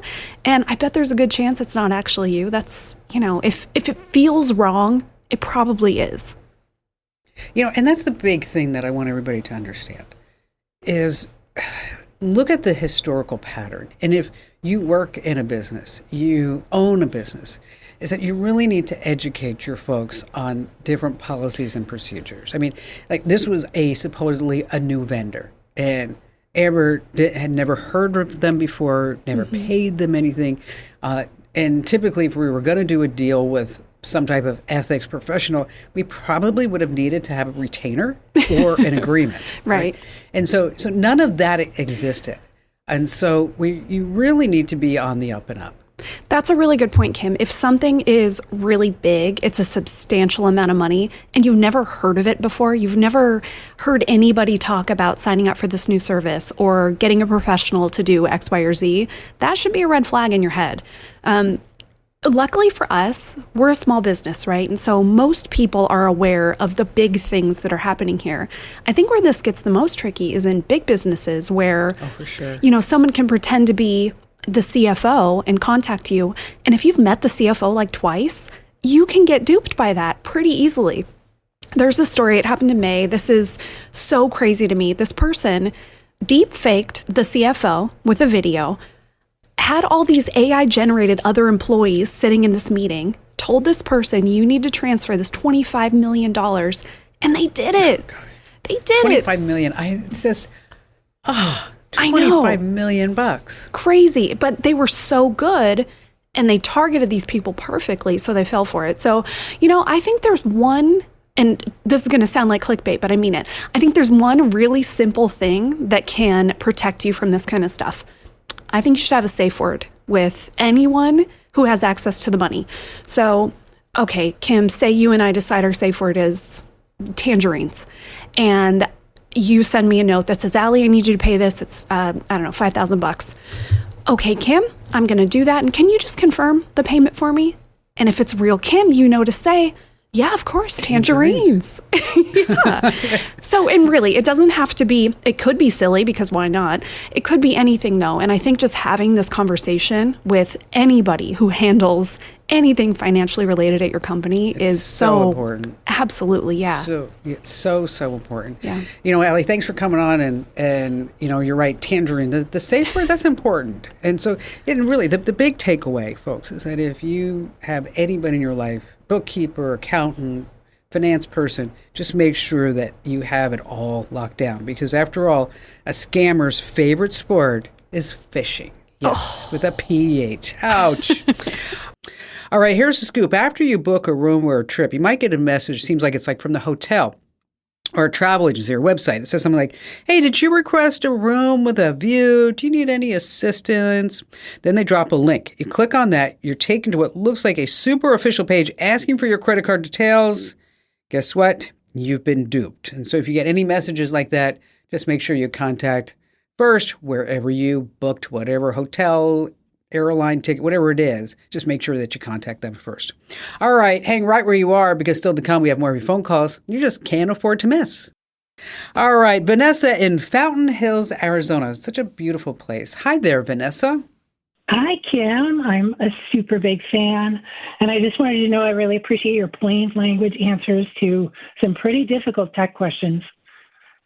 Oh, thank you. That's very kind of you to say. So how can I help you out? We're avid RVers, and we have been for quite a few years now. And I've started a website. It's mostly to blog about our travels and maybe give some maintenance tips. We'll also sell a very small number of products, probably mostly things that I've custom made on a 3D printer that are really hard to get for the RV. We would also like to recommend some products because I've gotten a lot of stuff on Amazon and people ask me all the time where to get it. So I thought we might join the Amazon affiliate program. My question is about our website and domain, which I purchased from GoDaddy. So I'm wondering if we own that site and domain, or does GoDaddy own it? And do we, or do you have to, can you move it? Is that what you're wondering? If you can move it to another hosting platform? Okay. Yeah. If you own the domain, you could move it. It's not tied to GoDaddy. GoDaddy is just the registrar. And so you can go somewhere else, name register, wherever you want to go. I mean, there's just tons of them out there. And then you can transfer the domain from GoDaddy to wherever you're going to be hosting it afterwards. Now, when you do transfer the domain, and if you haven't already done this already, because now we're starting to run a business with this domain, right? This isn't no longer just like, okay, I'm going to print out a little 3D latch for the window. And that's actually, I love that you're doing that. Is that you want to start thinking about it as a business, okay? And so, for example, you know, if you can, you know, make sure that this is under, and Amazon's going to require, you need a company name, and you also need a contact email address. And so when you set up the email address for the domain, don't make it your personal email address. Make it something pretty, I don't know, nebulous, so that this way, when you know when that email is coming in, and then also mark in your calendar when the domain registration is up, because so many people lose their domains because they forget that to pay for it. That would be so inconvenient. Do you think we need an LLC for this? The biggest advantage for running an LLC is, of course, you have tax advantages. But what I like about, and that's why I have several LLCs, is that it will protect you from personal liability. So if somebody sues your business, they can't go after your home or your car. Now, I'm not a lawyer. I can't give you legal advice, but this is just what I've been told and why we have a lot of LLCs. And so that you could have your own storefront on Amazon where you have all the products that you recommend. So that's where you can put all of your great things. And then if you had an email newsletter that you could send out, well, that's where you get our newsletter. You see the Amazon links. Okay. And then it's not just Amazon, is that you can also sign up for a company called Stack Commerce. And in addition to that, there's Commission Junction. Awesome. Thank you so much. Vanessa, thanks for your call today, and happy trails to you. Oh, and now we have Victor in Cheyenne, Wyoming. Now, this is a little bit of a different call. Victor in Cheyenne, Wyoming. Now, you're just not Victor. You have been running VIC, the Virtual Integrated Citizen.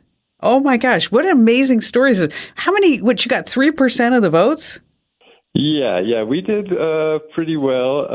I think it ended up being maybe 300 and some odd votes. So here, let's backtrack just a second. So VIC stands for Virtual Integrated Citizen. It's an AI-powered bot that ran for mayor in Cheyenne, Wyoming. So what inspired you to create VIC?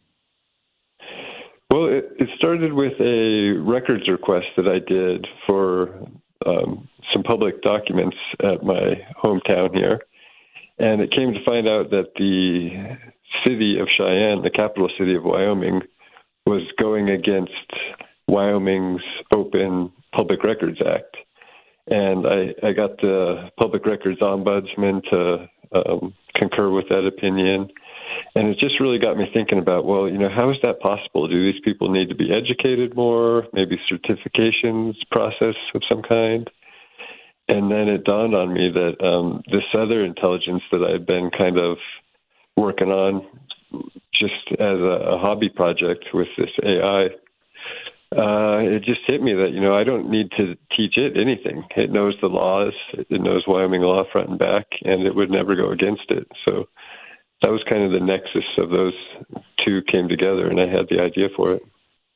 What was the immediate response? Did people say like, oh my gosh, she's crazy? Or people like, oh, yes, this is awesome? Yeah, it was some backlash and a lot of you're crazy, but definitely it resonated with certain people who recognize what this new technology can do. Did Vic go on campaign speeches, or how did you promote the legitimacy of an AI bot maybe possibly being the mayor of Cheyenne, Wyoming? There were two debates for the office of mayor. So I went to those and just, tried to talk about what I was putting forth and try to explain a little bit about the technology. And then I also did a Meet the Candidate event where people could come and learn about the technology. I gave kind of like a little course to try to educate people of the history of artificial intelligence on kind of where we are now and where we're projected to head. And then people got to interact with Vic that day. And So that was a lot of fun. People like asking him questions. So I was going to say, so did people like ask Vic questions and then get some immediate responses? And were they like, yeah, this AI bot gets us. They know where we're headed in Cheyenne. It was, they really enjoyed it. Vic was rambling on for a little while at one point, and I was like, Vic, you're boring us here. Keep your answers short. And they're like, no, we liked hearing them. Hey, did you use OpenAI for this? Just, I go OpenAI and the Anthropics model. So do you think Vic is going to run again? Vic will run again. I'm thinking about going to city council next time. But beyond that, if there was one of me this time, how many are there going to be in the next voting cycle? And I think the answer to that could be, potentially thousands. I think I'm not going to be the last, and there's going to be more. People are so afraid that the AI bots are taking over. Wow, imagine one day we might have an AI president. Ooh, that's frightening to me. Victor, thanks for coming on the air with us. An AI mayor. Wow. The head of our city council can never decide on anything. They don't call him Mayor May Not for nothing. Oh, yeah, I know. That was a good one, too. All right, you know the drill. If you look at your PC or Mac and your webcam light is on, then you're like, oh, yeah, okay, I've been using my camera. But wait, I haven't been using my camera, okay? Hackers or even some creepy admins in a chat room can remotely take over webcams. It's just terrifying. Here are some signs that maybe your webcam has been hacked. Number one, the light is on when you're not using it. It should only come on when you're actually in a meeting or something like that. Maybe some weird icons or programs just pop up on your desktop. Creeps could have installed some software to access that webcam. Maybe you're getting unexpected pop-ups or documents in your files. Another red flag. Maybe your friends start receiving some weird messages from you. And then finally, some browser extensions that you didn't install yourself. People can use them to access your webcam and turn on the lights when you open up the browser on your webcam. So just be careful of that.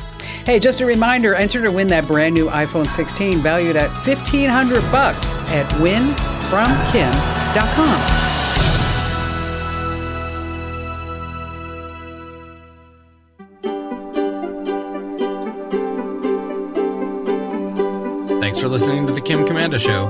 Here's Hour 4. I don't think I want to buy this product. It's called the Plod Note Pen. Here's what happens. It's powered by ChatGPT, and it records your entire life, everything that happens during the day. You just put this pen on, and then at the end of the day, it summarizes everything for you. So if you're wondering, what happened on March 2nd at 10 a.m., you could go back and do that. What happened on July 30th? You can go back and do that. Imagine if you were having an argument with your partner or spouse. Oh, I have proof. That's what you said. All right. The company claims it's going to save you 260 hours a year. How much? $169 plus, of course, everything nowadays has this monthly fee. Definitely not for me. This Snoop, to me, is a real dog. And on that happy note, welcome, ladies and gentlemen. I'm Kim Komando, America's beloved digital goddess, here with you once again. And let me tell you, you need tech smarts, because if you're not tech ahead, you're going to be left tech behind in the dust. Now, you can find my award-winning show on over 420 top radio stations throughout the United States. And get this, you can now get the Kim Komando Show streaming in your favorite radio app and also wherever you get your podcasts. Just search for my last name, Komando. Now, great sponsors help to make this show possible. And you know the deal. I always negotiate an exclusive money-saving deal with them. So to see all the deals and get all the special links that you need, just go to one spot. That's komando.com/sponsors. All right, every single day, whether it's a work day, a weekend, a holiday, you can count on me to scan over 35 to 40 different sites. So this way we're both up to date what's happening in the tech world. And we're going to start with this. Tragedy struck this past week at Appalachian High School in Winder, Georgia. And I'm sure you saw it in the news. A 14-year-old student opened fire, killed 4 people, 2 students, 2 teachers, injured 9 others. Authorities say the suspect, Colt Gray, was taken into custody shortly after the incident. He's going to be charged with murder. Now, the toll could have been higher if not for a newly installed safety system. It was put in just a week ago. The system is known as Cenerex. It allows teachers to use kind of a digital panic button. The system equips every teacher with this small digital panic button embedded in their ID cards. Now, 4 presses notify school administrators that there's an issue. 8 presses directly an alert to law enforcement. So in this case, officers arrived at the scene within 2 minutes of the system being triggered. What's remarkable is that the system automatically initiated a school lockdown before any teacher even heard gunshots. This gave staff and students precious time to barricade themselves, potentially, obviously, preventing a far worse outcome. And teachers had been trained extensively on the system, and that allowed them to respond quickly and calmly. All right, moving on to number 2. Both Mark Zuckerberg and the White House have made an extraordinary admission, one that's not getting a lot of media attention. Mark Zuckerberg is suddenly very, very, very sorry about censoring individual conservative-leaning opinions on Facebook. At the time, Facebook and Meta, they call this censorship content moderation. Now, most of the suppressed opinions were from millions of just ordinary folks who just wanted to be heard as they discussed COVID, vaccines, face mask mandates, and school closures. Now, Zuckerberg says that Facebook was caving into tremendous pressure to censor from the Biden-Harris White House. Now, quoting Zuckerberg, "I believe the government pressure was wrong, and I regret that we were not more outspoken about it." Let me tell you, this election is far too important to trust anything that you see on social media. All right, moving on to number 3, Amazon. They're losing tens of billions of dollars on the Amazon Echo and everything else equipped with this smart assistant. So if you bought any Amazon Alexa-enabled device, Amazon's saying it's because of you. Why? Because Amazon, when they launched the Echo and these Alexa devices, it was actually below cost 10 years ago. They counted on you to buy Amazon products through both the Echo and other Alexa products to make up for the loss. There's something that they call this downstream impact. Now, the trouble is, Amazon miscalculated, no one downstream cared, no one bought. Yeah, it's just been a big loser. Moving on to number 4, it's rumored that both the U.S. military and our intelligence agencies, they have this fleet of tiny spy drones. They look like dragonflies or other flying insects. No one really sees them, but they are packed with powerful cams and eavesdropping electronics.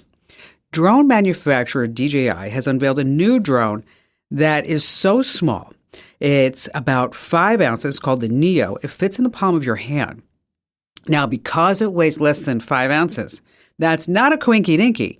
It doesn't need any FAA registration, and neither does the operator. The drone is almost invisible when it's more than 50 feet away. But what's on board is a 4K high-res camera.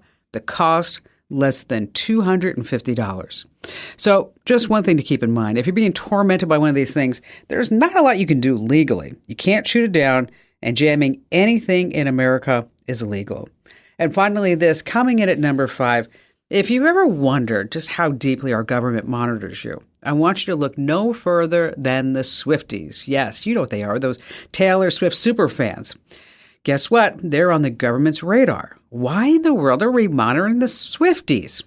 Well, it's because we can. The Department of Defense monitors the entire internet all the time.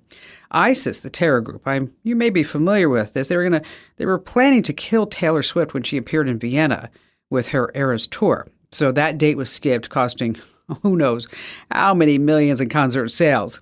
And out of the billions of text messages flying around, Defense Department officials picked up that Taylor Swift fans were alarmed by the planned attack. I mean, why would they watch the Swifties when it's all over TMZ? I don't get it. But here's the takeaway. If they're watching the text of, say, a 14-year-old girl, you can bet the farm that they're watching you and me all the time. Yeah, talk about bad blood. All right, coming up, we're going to talk about incognito mode, what they don't want you to know, how you can tell if your e-bike battery is truly safe. We're going to talk about transcribing your meetings using AI. And of course, we have just the best callers in the history of talk radio here on The Kim Komando Show. Here's where you need to go, winfromkim.com. Once again, that's winfromkim.com. That's where you can enter to win a brand new iPhone 16 valued up to $1,500. Yeah, no purchase necessary. Just go to winfromkim.com. All right, let's get started. Becky in Atlanta, Georgia. Hi there, Becky. Hi, Kim. How are you? I'm great. Thanks for your call. And how can I help you out? Well, I work in a interior shutter manufacturing company. I manage the office. So one of the things I do is oversee with it being a small company, I just oversee everything sort of in the office. So one of the things is the cell phone bill, and it has, 12, 14 cell numbers on it. So a couple of months ago, my coworker who has one of those lines called me and he said, "Hey, my phone stopped working." And he said, "I was just using it and it stopped working." So he contacted the carrier, Verizon, and they said, your cell phone number, your line has been ported away from the account. It just happened. Oh, no, really? Yeah. Oh, that's and awful. He said as soon as he got some information from the cell phone company, and he had an app on his phone for Coin Wallet. And as soon as the phone was ported, within minutes, his cryptocurrency was wiped out. Yeah, that's a nightmare. It is. And so what did the carrier say? Well, the carrier said that Martin had called in and requested port. And, of course, we know Martin didn't do that. Martin's line was the one that was stolen. So right. Someone somehow was able to get that port authorized and then basically got a copy of everything that he has on the phone. That's what happened. Yeah, and probably got the two-factor authentication codes and all that. Yeah, and that's a complete nightmare. And I'm so glad that you called, Becky, to tell me this story because you have to set up this extra layer of security. And you have a PIN number, but you actually want to make sure that you put a password under what's called port validation. I think the carrier should be required that you put a password there, but it's optional for some reason. I don't get it. Okay. So in your online account settings is that what you do is you want to go through and see how you set up what's called a port validation password or PIN number. Because as you mentioned, is that, the two-factor authentication, that goes directly to the phone. And then guess what? The criminals have everything that they need to go into any one of your accounts at that point, because think about everything that you have on your home. Now, Verizon does have a free app called Verizon Identity. And did Verizon tell you about this at all? Oh, no. They have been forthcoming with very much information at all. I have no confidence that we're any safer after this has happened than we were before. Okay, well, first of all, then with every phone, because like you mentioned, you're a small business, you're running a lot of different things. Now you have to be an expert in phone security too, right? You're like, wait, what happened to this? Okay, Verizon has different levels of service. Make sure that you are a Verizon business account, because this way you get discounts. But in addition to that, you normally get like a rep that will actually help you out, because I mean, with all these lines, you should be a business, be one of their business accounts. But this Verizon app called Identity, it gives you additional layers of security for push notifications or pins or certain actions. But what we need to do is make sure that you have a password on this port request, because that should never, ever happen again. One of the things that may have happened to Martin, and I'm not sure, is that maybe when he was moving so quickly on his phone, getting things done, that he may have gotten some type of phishing scam. And it could have been a phone call, an email, or a text message claiming to be from Verizon and asking him to do these certain steps. And at that point, that's when the scammers, the hackers, the criminals, whatever you want to call them, that's when they were able to kind of step in there and then take that phone away from him, and also all of his cryptocurrency, because he had that saved on his phone too. So once again, Becky, thank you so much for bringing this important security issue up. And again, it's called a port validation password or PIN. And in your cellular account, the app, just make sure that you have that set up. And Becky, thank you for your call today. Let's see who's next. Jim in Chicago, Illinois. Hi, Jim. Hi, Kim. Love your show. Love your podcast.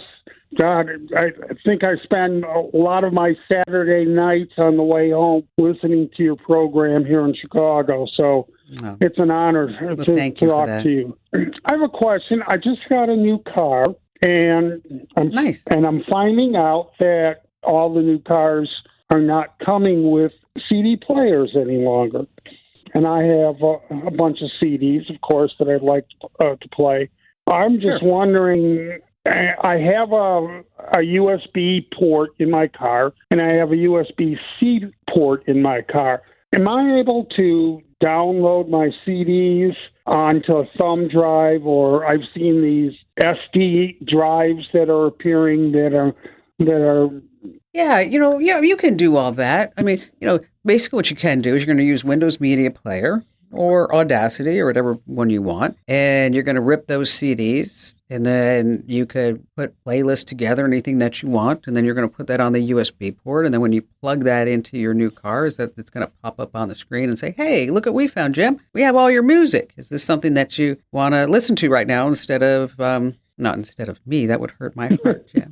No, Right? I Okay. only listen to in your non-playing hours and after listening to your podcast. Excellent. That was the best answer. Okay. The other thing, too, is that in that USB port, if you didn't want to go through all this hassle of ripping and burning and, getting things on thumb drives, is that you can buy a CD drive that you plug into the car's USB port. Oh, okay. So basically, you're just going to add a CD player to your new car. I will give you a warning, though, that when you look at these on Amazon, is that typically at the bottom, so just don't go buy one and go, oh, yeah, this looks like it, and then put it in your cart, is that somewhere in the bottom of these listings that they'll tell you what makes and models of cars are supported. Okay. In what years. So just make sure that you check that. They're always about $80. Another thing that you might want to do is you can pick up like an old iPod. Okay. Or an old MP3 player. And then you can, so instead of a thumb drive, because this way you have some controls. And like if you had an old iPod player, that maybe you could access it through the Ford app. Okay. And with that thumb drive, you can probably access that through the Ford app as well. So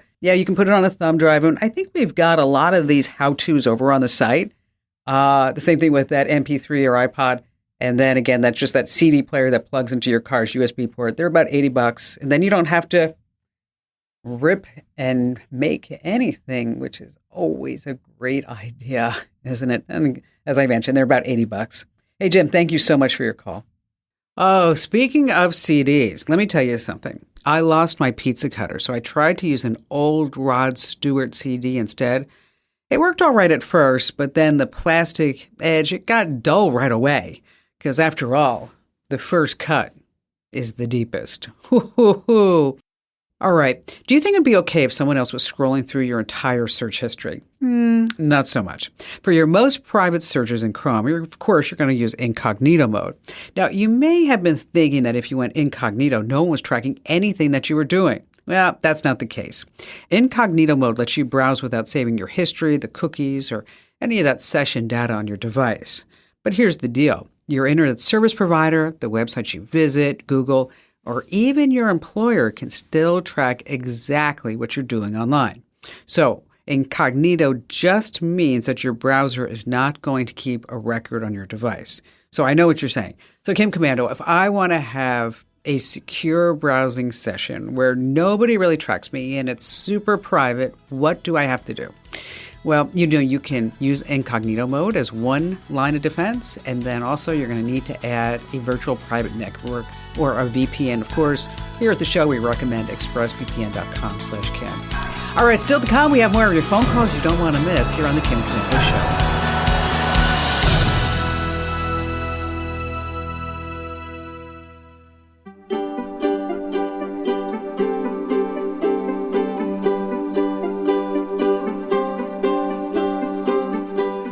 Hey, in just a few minutes, a big-time security mistake that you may be making when you're on social media.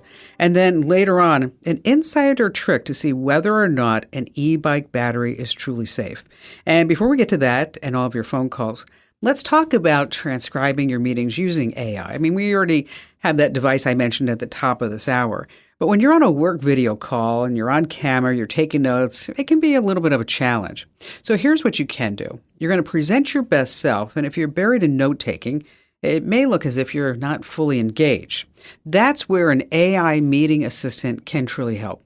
Otter.ai is designed specifically for this, and it works with Zoom, Microsoft Teams, and Google with a Chrome extension. It costs money, $7 a month, but it can transcribe, summarize, and organize a meeting's content, even sending out action items to everyone afterwards. Yeah, love that.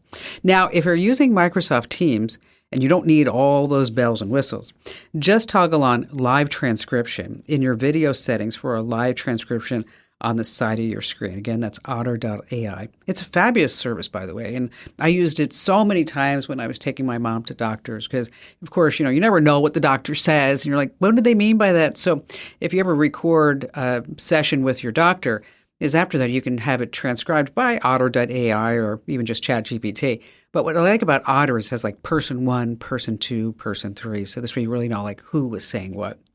All right, back to the phones we go with Daryl in Nashville, Tennessee. Hi there, Daryl. Hi, Kim. Thanks for taking my call. Anytime. What's happening? Well, Kim, I am the DJ of a very small internet radio station, and it's a hobby radio station, so there's no revenue. And I'm trying to develop more listeners, and we have kind of a segmented format.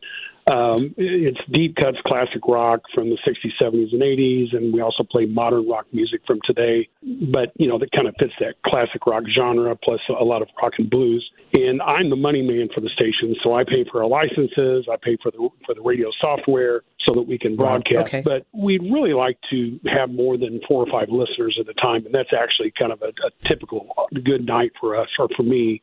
Our word of mouth advertising really hasn't paid off. We have a very rudimentary web page where people can listen, but we're also on all of the major radio platforms.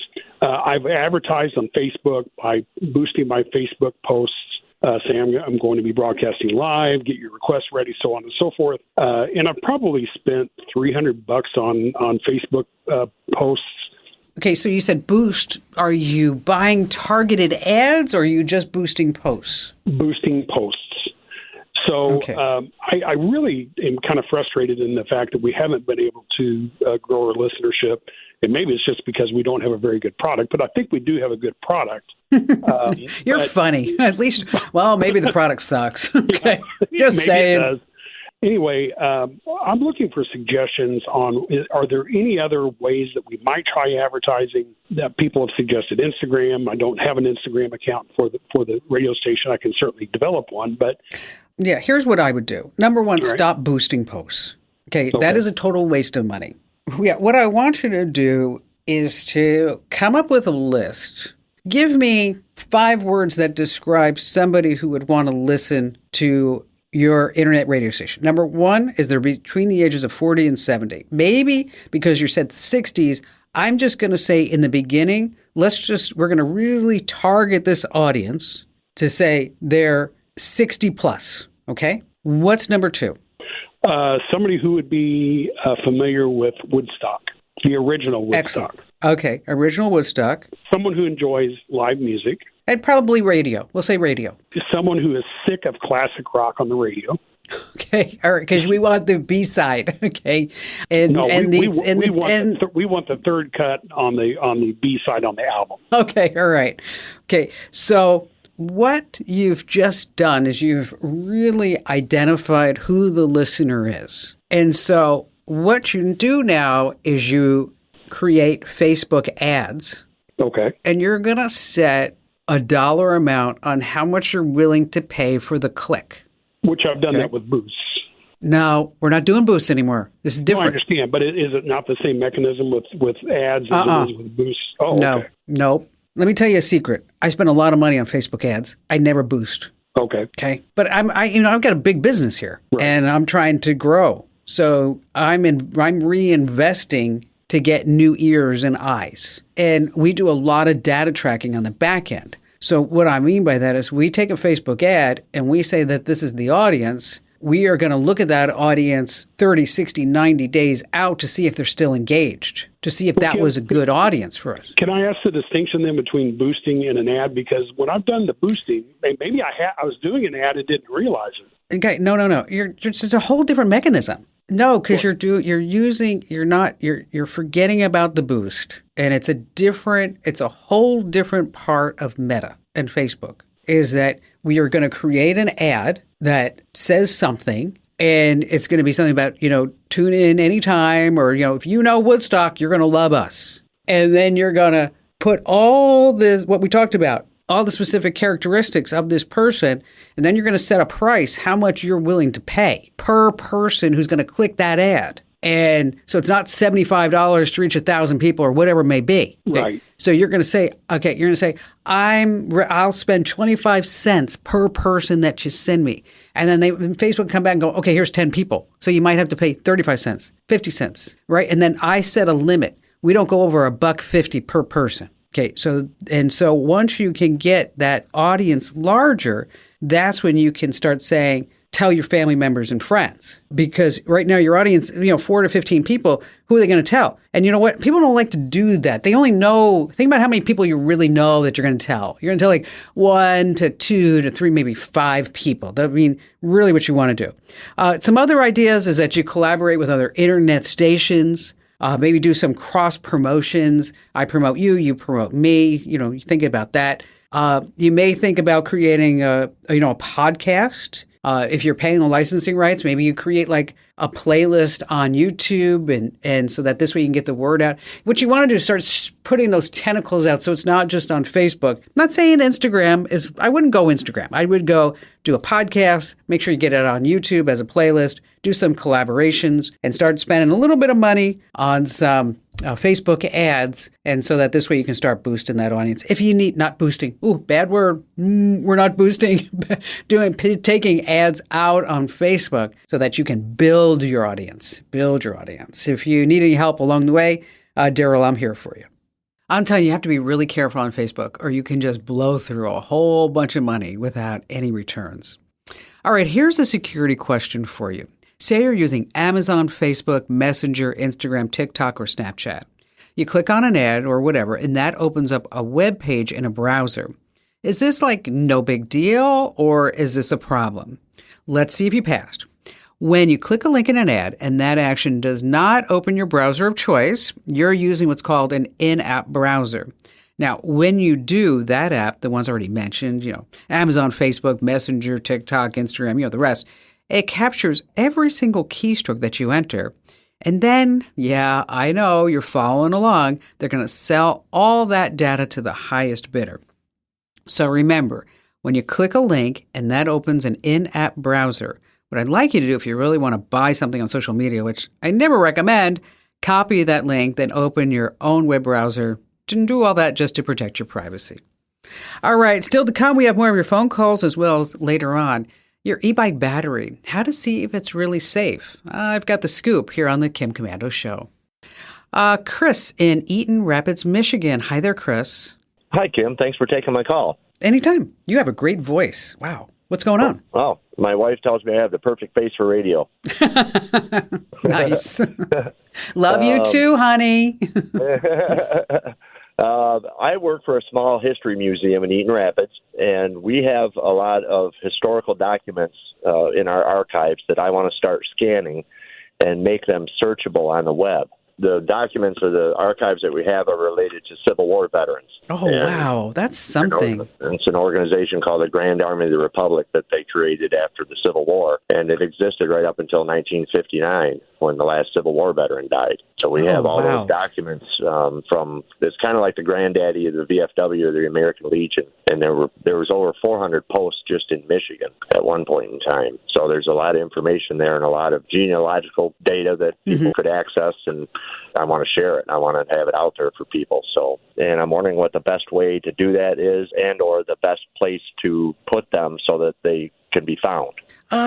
Great. This is interesting. How are you going to scan them? Looking at a scanner that does both document feed and a flatbed scanner, because a lot of our documents are over 100 years old, and I don't want to run them through a feeder and take a chance on destroying anything. Yeah, that's for sure. So have you picked out a scanner? Been looking at an Epson scanner, but I can't remember the model number right off the top of my head. So I'm open for suggestions as far as that goes, too.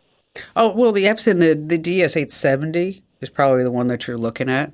PlusTech has something called the Optic Book. And so if you have a lot of books and bound materials, it's really designed to scan books without damaging them. Obviously, you guys have a website, right? Yes. So, but you could scan it all in there, put it on your website, and then make it searchable, like the archives library, rather, and, you know, our government site. And so you can see how if you go through there, you can scan things and you can search for things by certain dates, and everything's all tagged. So you're going to need some type of back end for this. I don't know if it's something that you can just get off the shelf. There may be a WordPress plugin for this do you handle the website too or no? Yes, I do. Oh, okay. Well, you're just a busy guy, aren't you?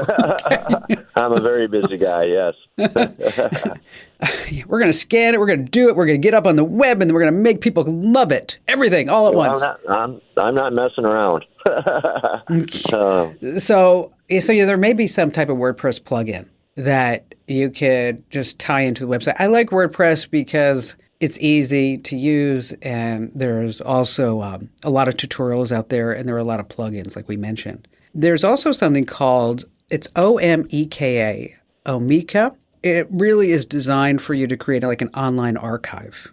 Okay. And there's also Content DM is the other one. Content DM is another one for you to take a look at. And then once you have everything all on the web, Chris, is make sure that you go to archives.org. Archives.org.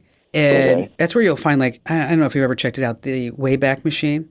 No, I haven't. And so at archives.org, that's where you can plug in your website, and you say, you know what, I want a copy of this website saved for all of eternity. And so you plug in the URL, and then they scrape the site, and then they will do periodic updates. And so the whole idea, the guy who runs it, I've interviewed him, he's just amazing. And this is his like pet, like nonprofit project, is having a whole archive of everything on the internet, not just websites, but audio and video too. Oh, wow. Like, dude, I don't know how I don't know how you're doing this.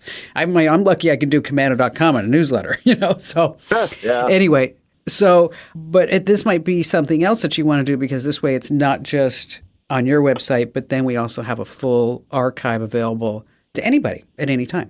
So what sparked your interest in this? Well, I did Civil War reenacting for several years, and a friend of mine heard that they were going to put a museum in Eaton Rapids and suggested I go to their first meeting that they had, and I walked into an empty building, and this was 11 years ago. And we created a board of directors, and we get artifacts donated to us and loaned to us. And we've got over 5,000 artifacts in our museum now. Wow, that's awesome. That's great. That's amazing. And you love it, I can tell. Oh, I do. It's a passion.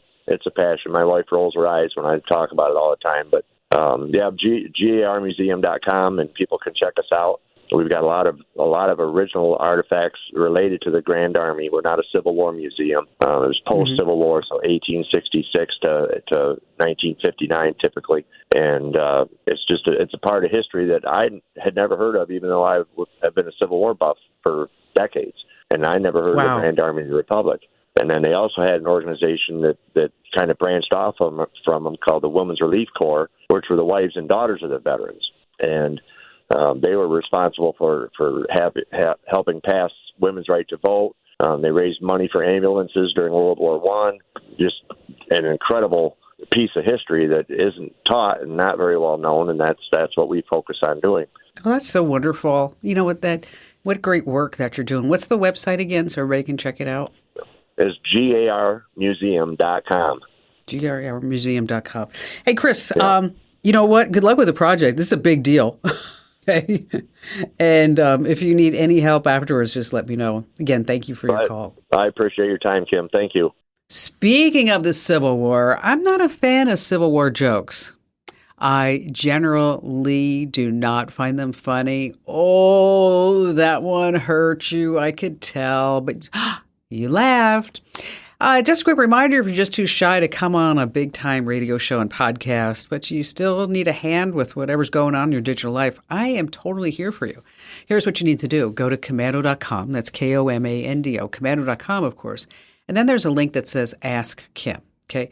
I am the only one that reads the notes that you send me there. And I know you want to drop me all kinds of comments and DMs all over social media, but I'm so busy that I have said, okay, if anybody sends me a note through the Ask Kim, I guarantee you that I am going to read it. Again, that's komando.com, and you want to use that Ask Kim link. In New York last year, there were over 200 reported e-bike fires. Some buildings burned down, there were major injuries, and even some deaths.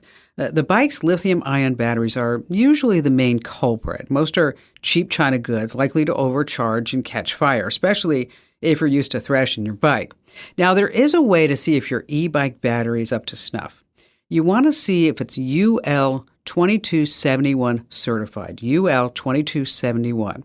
This means that the battery has passed some rigorous tests from how it handles heat to its durability if dropped, making sure that it's less likely to short circuit if something happens to it or if you overcharge the battery. So you can find the UL 2271 certification mark on the battery itself, or you can look inside the product's manual. If it's not immediately visible, just contact the manufacturer directly for confirmation. I don't want you to play with your life. Yeah, it's really dangerous stuff. All right, I am giving away a brand new iPhone 16, and you can enter to win it right now, a $1,500 value. You want to go to winfromkim.com. Once again, that address, winfromkim.com.